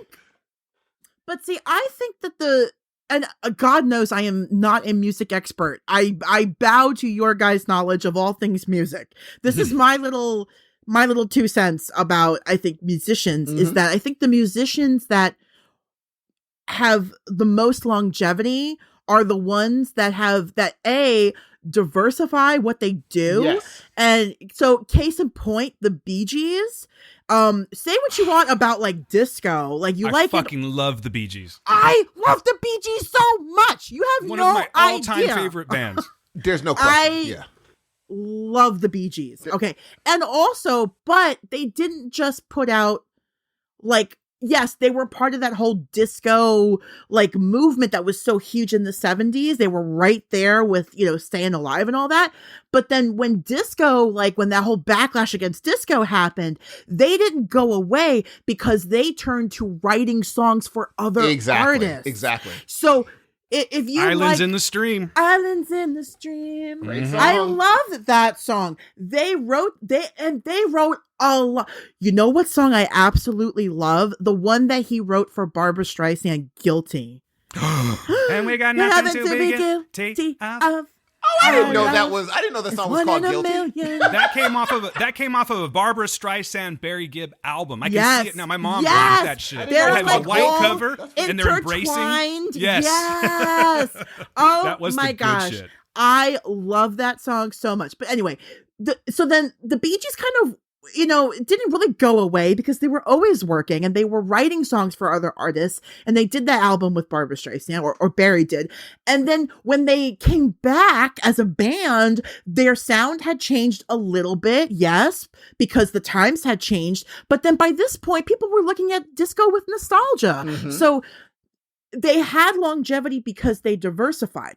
The other way that I think artists can stay relevant is by constantly reinventing themselves. So whether you like Madonna or not, Madonna is still around because she reinvents herself.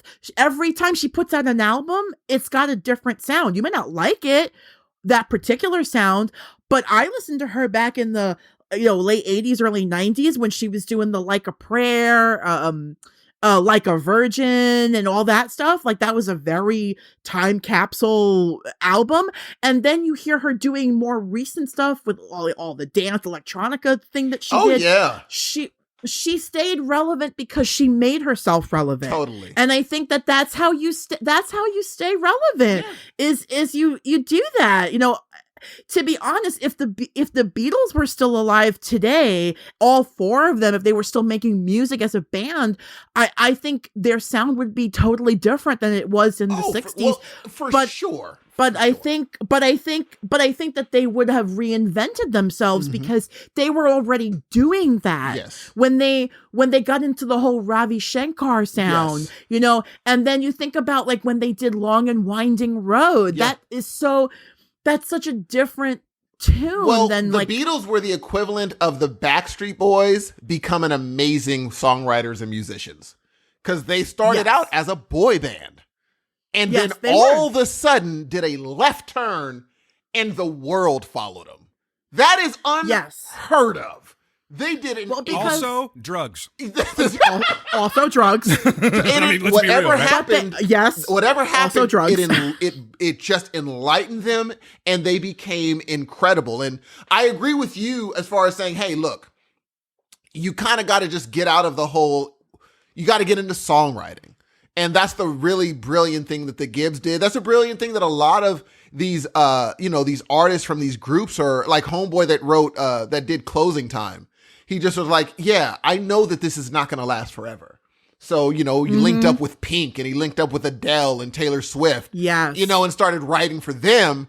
And I was like, okay, a lot of these people think it's going to last forever. You might be a Beyonce. You might be a Jay-Z. You might be a Rihanna. You might be a James Taylor. You might be a person that could just tour for Elton John, Billy Joel, or you might not. And you might be like, all right, let me take the capital I have right now and just start writing for John Mayer should have done this a million years ago. He should have been like, okay, I'm a good songwriter. Someone else I need to start doing this for someone else. Cause now he's like touring with other people. And I'm like, this isn't John. What happened? Yeah. You know what I'm saying? But this isn't John Mayer. No, I agree. But then like you also look at, it kind of goes back to what we were talking about before with like Adele and Alicia Keys and, all of those women that I mentioned, like they're all songwriters also. Exactly. Adele writes, if I'm not mistaken, Adele writes songs. She's involved in every single one of her songs. She is, right? She's okay. involved. Okay. She's I'm not going to just wrong about that one. Now, what do you think about, out of curiosity? Yeah. What do you think about her new transformation? About Adele's transformation? Yes. I'm not sure I understand. I'm not sure I understand this either. She transformed into what? She lost a grip of weight. Like, to the point you don't recognize her anymore. Oh. Well, I mean, I didn't even realize that she had lost so much weight, like, I thought it was a picture of someone totally different. And I was like, oh, who's this? This must be somebody. They're like, Adele. And I was like, what just happened? Like, I mean, when it comes to like issues like weight loss and stuff, especially for women, my opinion is always if it's what she wanted to do. That's my thing. Yes, that's it. If this is how she wants to look and it was her choice to do it, nobody forced her, no record executive said, listen, you've got to lose, 50 pounds. And she did it healthy and she's not hurting her body and not hurting herself. more power to her. She's happy Exactly. the way that she is. But if she gained 100 pounds and was happy that way, That's my thing. I'd be happy for her too. And, like, yeah. that's always my take on anybody's weight loss or gain, to be honest. Man or woman, but I'm speaking just from being a woman. Like, there's so much pressure on body image. That's what I'm saying. Like, for me, it's like, I don't know, because even if she's like, I did it because I wanted to, I'm like, are you one can never know how the subconscious state of the world might have impressed upon you, this is what I'm supposed to look like. And you don't even know. You're just like, I want to look different. Be like, yeah, but is it because of health, or is it because subconsciously you're like, I want to look. And obviously when she posted the pictures, you know, people are like, you look amazing now. Oh my gosh, you look great. Yeah. And you're like, oh. All in the wording. Exactly. Yeah, I'm like, here we go. You look amazing now. You look beautiful now. And it's just like, she you was look always incredible beautiful. now. She was always beautiful. Honestly, she is a beautiful woman. It's crazy now because I just looked at a picture. She kind of, is it me, or she kind of looked like Sarah Paulson a little bit? That's what everyone thought she was. Everyone thought she was Sarah Paulson. Just looking at this one picture alone is what I'm saying. Everyone thought that was Sarah Paulson, and they're like, that's Adele? I know. And it was out of nowhere. Like, it was an immediate change. You're like, whoa, what happened? I say fucking good for her, man. If that's what makes her happy, and like you guys are saying, if it's not something that is pressured, you know what I mean, by the record company or something like that, and it's just for, you know, for their aesthetic of their artist or something like that, and it's just something for health reasons and peace of mind, hell yeah, man, good for her. I'm just all hope for it, yeah. keep those pipes, though, you know what I mean? Just keep those Yeah. Well, all yeah, I'm asking. that's my thing. If you have pipes that could supersede, like, there's very few people, like even Christopher Cross, his album sales went down when people saw him. I was like, well, that's probably not the same for, like, say, Jennifer Hudson. Well, she's never been a big record sell. She's more of a actress, and she does and she'll do like tributes stuff. She has a really good voice. Whereas, like, if say, like I said, if you have a voice that supersedes that, like she was never going to lose album sales. She's just like, I'm so good that it doesn't matter what I look like, because I'm just that good. Michael Jackson was apparently that good, where he looked insane, but people were going to buy tickets to see him. You know what I'm saying? He looked ridiculous every single concert, and we still went there to look at this weird, cavorting zombie guy, because he's just that good. It really, really got bad. It got bad, dude. It was, and I remember Steve, one year, go ahead. I have a question for you about Jennifer Hudson. Do you remember, because I'm not a big fan of reality shows and I don't watch it every year, but the year that Jennifer Hudson was on American Idol, I happened to watch that year. Yeah, me too. Okay, cool. Did you see her on American Idol, Steve? I did. Okay. Do you guys recall, since you both watched the season, do you recall, because she always had the talent. Yes. There was never a question of your voice isn't that good or whatever, but people, and I'm not even going to say people, Simon Cowell yes, consistently said remarks to her of she doesn't have the look. Yep. Yes. And you're right on the money right there, because that's from the fucking record company standpoint. That's just like the we're talking record. about. Yes. That's the record company saying you're too fat to be pretty. Totally. And he apologized. He ended up saying, I was wrong. Well, yeah, now, yeah. Simon Cowell, look, it's the same reason why people like Gordon Ramsay are so popular. Ugh. People love to see this whole I tell it like it is, and I'll be as rude as I want to be, and people love to see that on TV as long as they're not on the receiving end of it. How would you like if your boss talked to you like? Would you be okay Nobody with would that? want that. You know what I'm saying? Yeah, for sure. Like I get that completely, because I'm guilty. I do like watching Gordon Ramsay for that exact reason right there. I could watch 100 cooking shows. I do love the way the man cooks, but at the same time, I'm watching it for the train wreck that it is. You know what I mean? And I can watch it all day long. I can fucking binge the seasons, just like the new one that's out on Hulu right now. But the thing is, I have had supervisors that have tried to pull that shit with me before, and there's not a fucking second that I'm going to take it. So yeah, you're right. You have, and that's why I watch it. It's a lot easier to watch these things and just sort of remove yourself from it. But you're right, Rebecca. As soon as it comes at you, people. That's why I like watching Ink Master, because they're not mean. They'll just tell you, be like, do you see how bad this tattoo is? No, I don't see it. Well, then you're not good. And I'm like, yeah, that's fair. They're not saying, you saw, look at this. They're just like, you don't see how bad this is? No. It's generally why I don't like to watch reality TV, because number one, the majority of that shit is scripted. That's number one. Yes. And then number two, they tell these contestants to be as like, and not just the contestants, they tell the hosts to be as like vitriolic as possible and as ridiculous as possible. So like there was a show, I'm going to get back to Jennifer Hudson in a second, but there was a show and it was about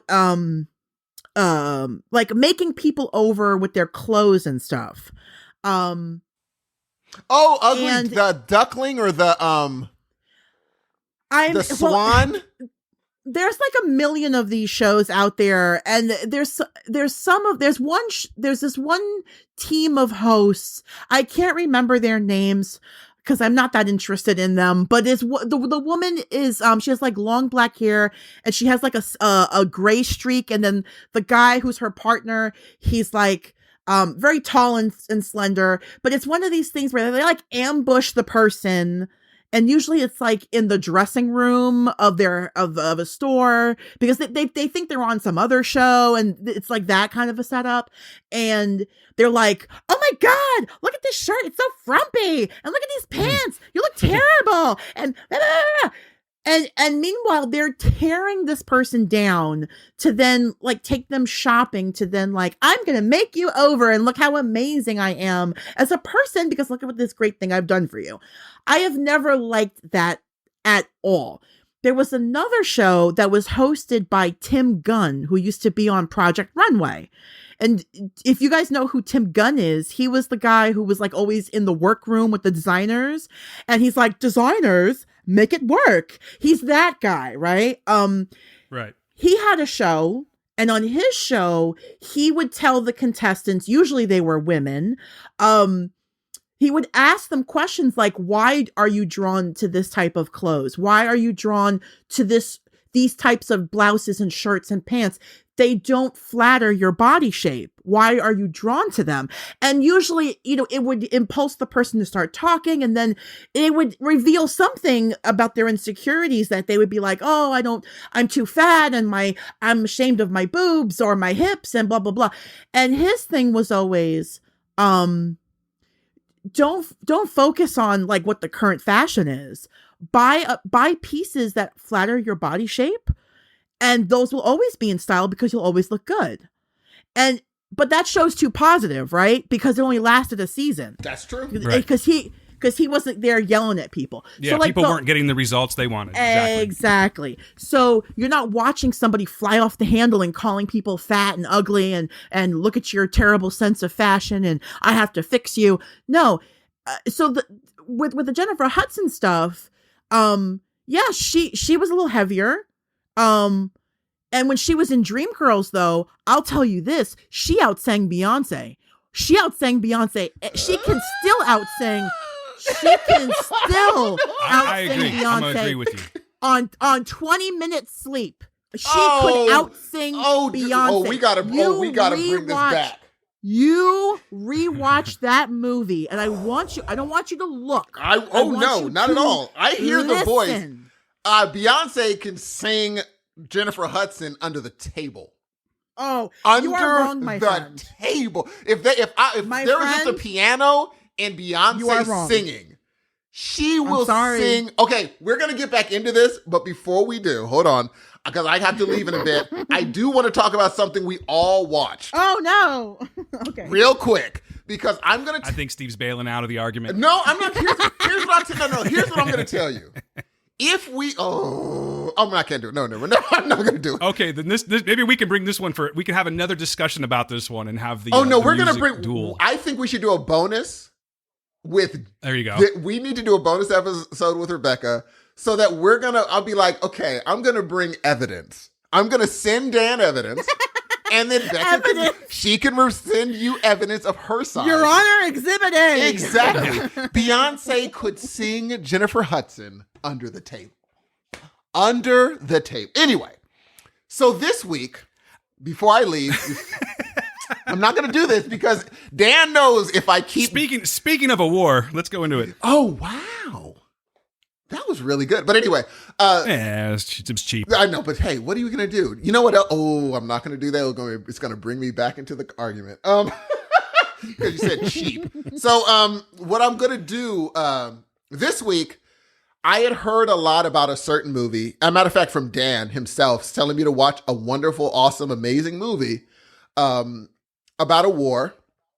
And I'm not big on war movies. Dan doesn't know this, actually. Yeah, I'm not big on war movies. But Dan convinced me to watch a certain movie. Dan, you want to tell the people what it is? 1917, ladies and gentlemen. I'm not into war movies, dude, at all. Directed by Sam Mendez. Come on now. Are we ready to do this? Because I'm ready to do this. I'm excited about this movie. He did do, what was that movie back in the day? With the heart, with the flowers on the girl. Sorry. It's right on the tip of my tongue, and I knew it when you were saying American Beauty. Oh, my God. It just took a second. Yeah, American Beauty. With your homie Kevin Spacey. Oh. I know. Yeah, but anyway, back in 1917. I know. It's funny. We have to do all that stuff because we'll be like, remember how good Ghost Dad was with... Hey, remember all those great movies? Hey, remember that movie that... I ruined the joke. You know what? That's okay. No, you didn't. Sorry. It's fine. Just say the name Weinstein. I'm sorry. I ruined my own joke. I'm sorry. No, it was fine. You're good. But you knew what I was going for. I know exactly what you were going for. Isn't that a great Woody Allen movie? Yeah. Oh God. I'm kind of at that point with Scarlett Johansson. I'm not gonna lie. Oh, I'm already there. I'm at that point. I'm surprised she didn't go for the lead of Parasite. I'm surprised she wasn't like, I can do that. I'm shocked she's not playing Aretha Franklin. My God, what a brave, for sure. Brave that she stepped aside. Brave. What a hero. I'm pretty sure she could play Jennifer Hudson and sing about the. I'm joking. Jesus. I'm joking. Terrible. I'm joking. Yeah.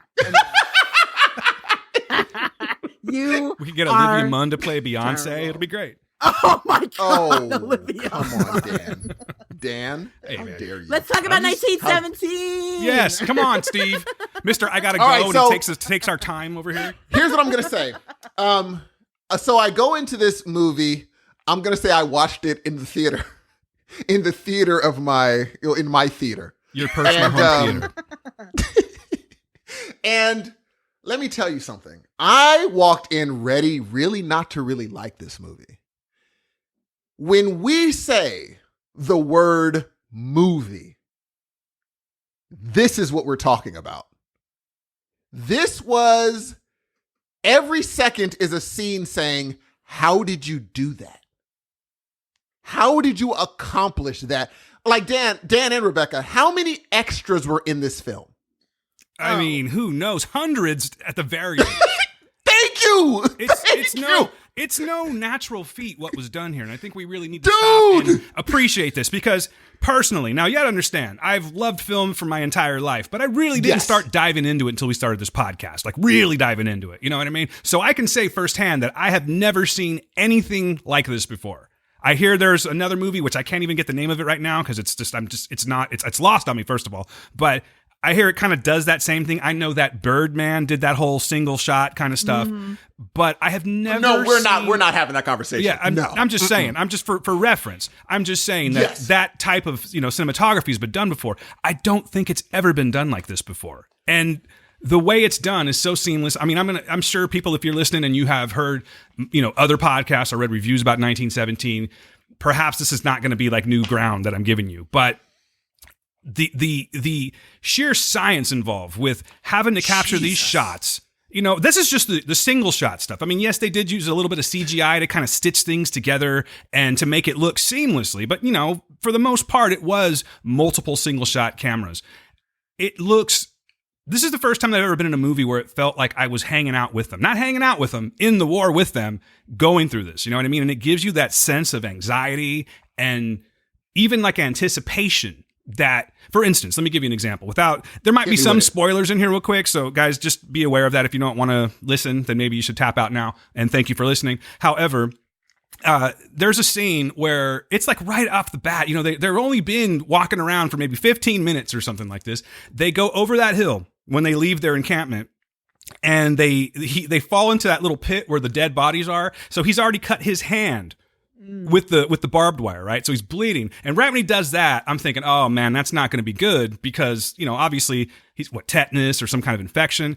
He goes into he goes into the hole and puts his hand into a dead body. And I'm like, oh, it's just gotten so much worse. Where's this going to go? And then you realize that you're in real time. So even at the end of this movie, whatever, I'm not going to blow the end of the movie or anything like that. But when he's sitting there, I'm still thinking like this shit's still impending doom on him. You know what I mean? Like it's just... Oh no, when his hand goes into a thing, yes. I said, oh, it's over. Yes. Oh, it's over. That's how this is gonna end.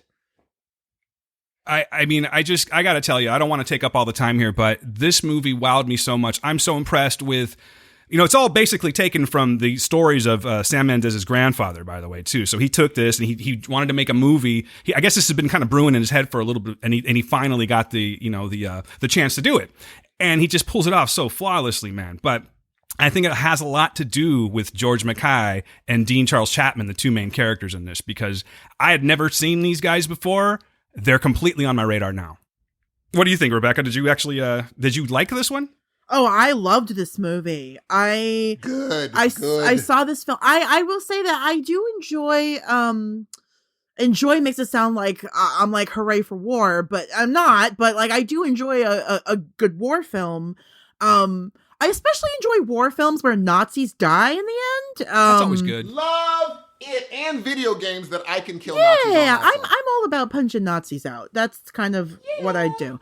What I like. But what I do. It's what I do in New York. It's my thing. It's my thing in New York. I will say, of course, this being World War One, no Nazis, pre-Nazi. But wow, this movie to me felt in some ways just like the old epics of Hollywood, like back in the 40s and 50s when they were making these like sweeping epics, like, Lawrence of Arabia or like, stuff like that, where it was like, Ben-Hur with, a million extras and all these crazy, practical effects.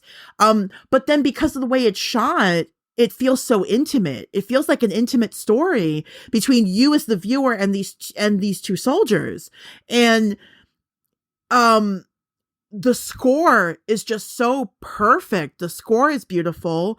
And then you have these quiet scenes like where he meets the French lady with the baby, and then oh my god, and then you have the scene where he finally gets where they get to the camp, and there's that guy who's singing a song, and all the soldiers are just sitting there, and I found myself on the edge of my seat, like, oh my god, like this is so. It's so beautifully heartbreaking and scary and sad and terrifying at the same time. But the performances were incredible. The camera work was great. The cinematography was gorgeous. This is a film. Like it's not just a movie, it's a film. And I just absolutely loved it. I saw it right at the beginning of the year, and oh my gosh, it's gonna take a lot for something to knock this down from like right now. That's what I say. I mean, we're in January. Who knows what the next 11 months will bring? But like right now, if you ask me, of all the stuff I've seen so far, 1917 is number one.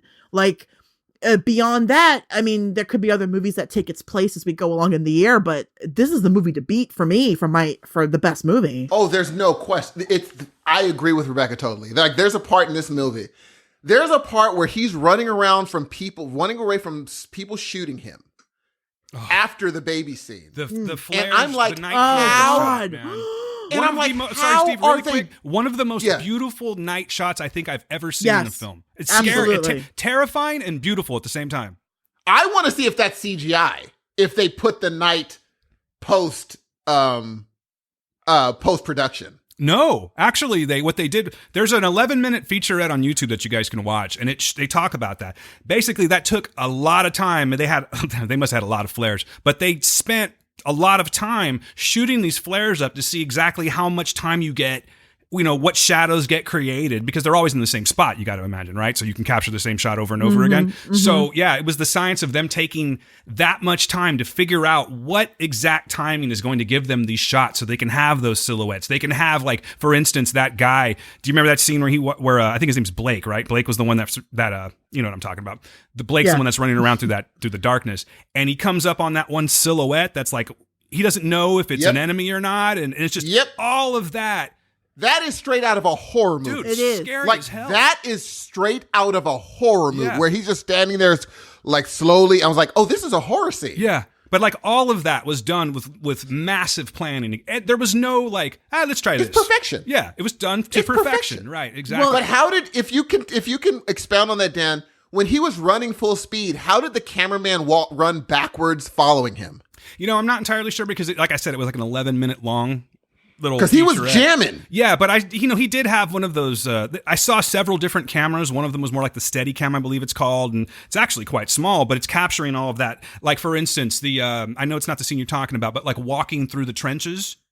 There's a lot going on. There's a lot of people on side to side, so you have to have a smaller camera, and I think that gave them the ability to do those kind of things. You know what I mean? But I don't know exactly, like, how it was done. It was just, there's still a lot that it was insane. There's still a lot. Yeah. There's still a lot that I would love to find out. I would love to see, like, when the Blu-ray comes out, like, the full on making of, because I think it's something that needs to be, seen. Even in the beginning, when he was walking through the trenches to actually start this mission, while they're walking, they're following one of the characters, and all of a sudden you hear the character run into a guy being like, watch where you're going. And then you turn around and he's pinned up against the wall, be like, you just ran into my friend, and the guy gets in between them. Yeah. If he didn't run into him at the right time around that corner and start the dialogue, you reshoot the whole thing. Yep. I'm like, do you know even something like that? If he wouldn't have run it, like, okay, ready, and go. You pick him up. Hey, watch out where you're going. Then the guy turns the corner and splits you up. If it's wrong, that shot was already going for 3 minutes. You reset everything. Well, let's go back to the beginning. Now, that's not to say that there isn't some editing magic going on here, but yes, I see your point completely. But it's things like that, Steve, that made me wow out on this movie so much. Because, okay, here's another example. Again, spoilers, guys. I don't want to ruin this for you, but this is something I need to talk about. The scene with the airplane, and then how the other guy meets his fate. Right? Those little things like that.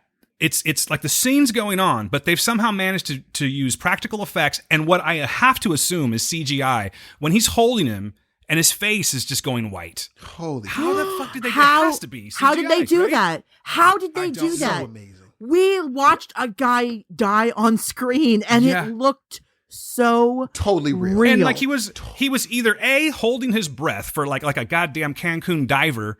You know what I mean? Or it was just CGI. Again, they weaved these things in very nicely to where everything came off freaking flawless, And then when he gets stabbed, or I'm sorry, am I ruining it?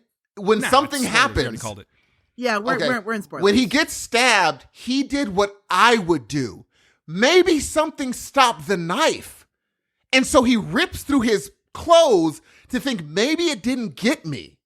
And then he gets to where the blood is. Yeah. And he's heartbroken. Yeah. I'm like, oh, he's doing what I would do. I'm like, maybe he hit my belt. Maybe he hit my canteen. Maybe he hit my this. And he's just ripping through clothes. Mm-hmm. And then he sees, I got hit. There's even like this subtle little scene that I was super impressed with. I've seen it twice now. Once in my home theater, Steve. And then I went and saw it on the big screen.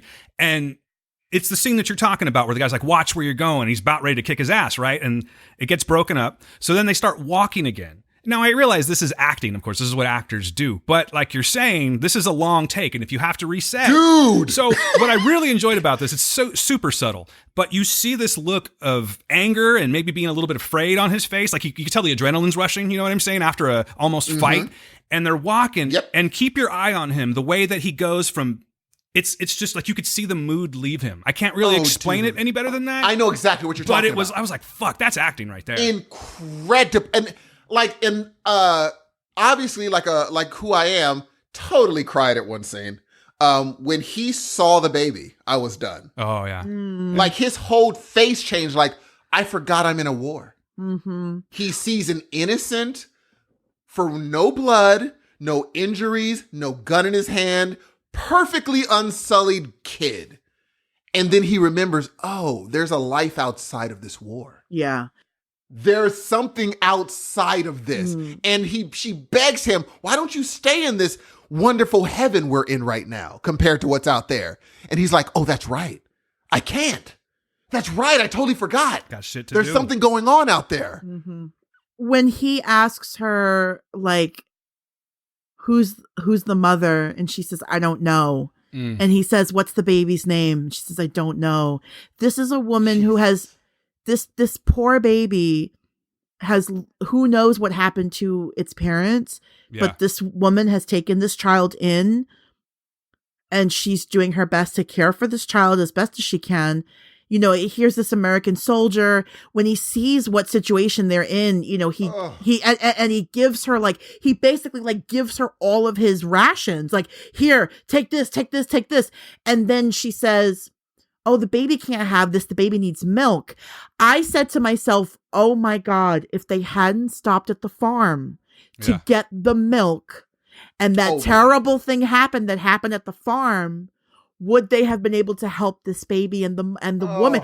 And I was just like, my mind was blown when I thought about the implications of what stopping at the farm meant.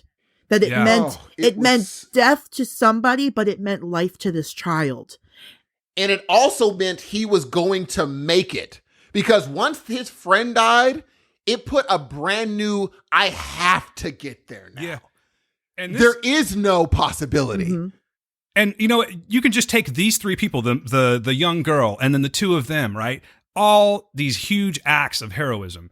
And then you start looking around as the movie's going on, and obviously we realize this, but it's like, that's just a small little fragment of what's going on all around. There's these acts of heroism going on all over the place. There's so much that goes on. This is not truly it's a war movie. It's more of a drama based in war, I think it is, because it's like, it's not a full, even though you see what's going on, you see the magnitude of what these people had to go through. It's more of like a slice of life type of situation. It's just one little slice out of, just a few people, but all of this is going on around. Who knows what's going on around, a couple miles down the road or something like that.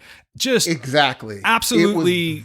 I was awestruck by this film. It is honestly, this is my favorite film of the year. I know that we're in January, like you were saying, but let me just talk to the films that are coming up for the future. You better pack a fucking lunch because it's not going to be easy to beat this one. And the thing is, when I was thinking, I was like, okay, they're going to be doing it real time. Real time. Well, there's no way that you're going to make time pass. Sam Mendez said wrong again. He gets knocked unconscious. A certain amount of hours go by. Yeah. And now he's up and he's rocking. I was just like, this is a freaking movie. And I love how his main thing is, okay, I have to get there. I'm going to, and mind you, I might be looking, Dan, I look way too deep in the stuff that probably the director did not mean to do. But when he gave all of his food to the lady, in my brain, he was saying, oh no, I don't expect to make it anyway. Don't trip. I'm not expecting to need this regardless. Yeah. Take it. You need it more than me. I probably because I probably am not. Exactly. I'm not going to make it. If I may use a Clerks reference, like he was totally Dante. Like I'm not even supposed to be here today. You know what I mean? Exactly. I'm not even. So here, because when I walk out of here, the last thing on my brain is going to be food if I make it at all. So you take the, and I was just like, it broke my heart. Yeah. I said, Sam Mendez-Arino, you, my friend, are a movie maker. Hey, ladies and gentlemen, unfortunately, I'm going to have to get out of here. And so we're going to cut it a bit short for us. But people, first of all, thank you, Dan, of course. And thank you to the brilliant, amazing, incomparable, the woman herself, the person, amazing Rebekah. Thank you so much. The next voices you're going to hear is Rebekah and Dan. I love you guys. Peace out. Peace out, Steve. Bye, Steve. I know you can't stick around for another 30 seconds, but that's cool, buddy. Have a good day. Yeah, ladies and gentlemen, we're going to wrap this one up, but I got to tell you, Rebekah, I just love recording with you. We've done this several times now, and the conversations always just go everywhere, and I love that. Quite honestly, folks, we had more to talk about. I know that you've heard us say this several times before, but that's what I think I enjoy about this show, is that there, with all due respect to all the podcasts out there, there are a shit ton of pop culture podcasts that talk about movies and things like that. And sometimes I would much rather learn about our guest and just talk about life and things like that. And this is how it goes sometimes. So I hope you've enjoyed this very much. I certainly have. This has really been one of my favorite episodes, and I always love talking to you, Rebekah. So thank you. You're always welcome on the show. Oh, thank you, Dan. I'm so glad that we were on PCL together at that time. It feels like a long time ago now, but that's where you and I first got to meet and chat, and then we became good friends. So thank you for having me. I had a blast. I enjoyed the Color Me Bad reference. I'm not gonna lie. There'll be more. I promise you. I still love that song.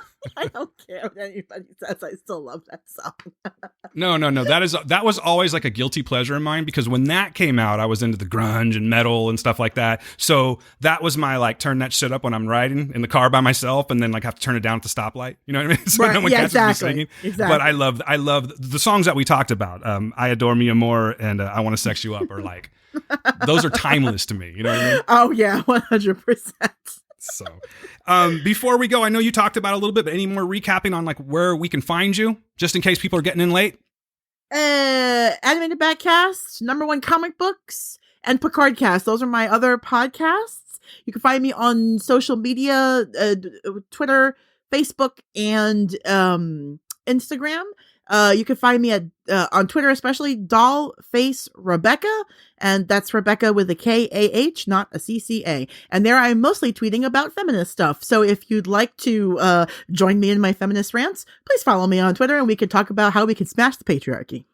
You want a little bit of that? That's where you go, ladies and gentlemen. Maybe, and more gentlemen, get your ass over there. Quit being dicks. You know what I'm saying? Quit using your dicks. Yeah, we need more allies. Expand your mind. So yes, we need more allies. For sure. Rebekah, thanks again. I really just love recording with you. It's always Same a pleasure. here. So. Thank you for having me. Always. Ladies and gentlemen, that's going to do it. Thanks for listening to episode 97 of Heroes of Noise. We're coming up quick on 100. I don't even know what we're going to do, but we're going to try and make it special. We will talk to you again very soon. This is where I say my little thing where I tell you, be good to yourselves. Be good to the people around you. Peace.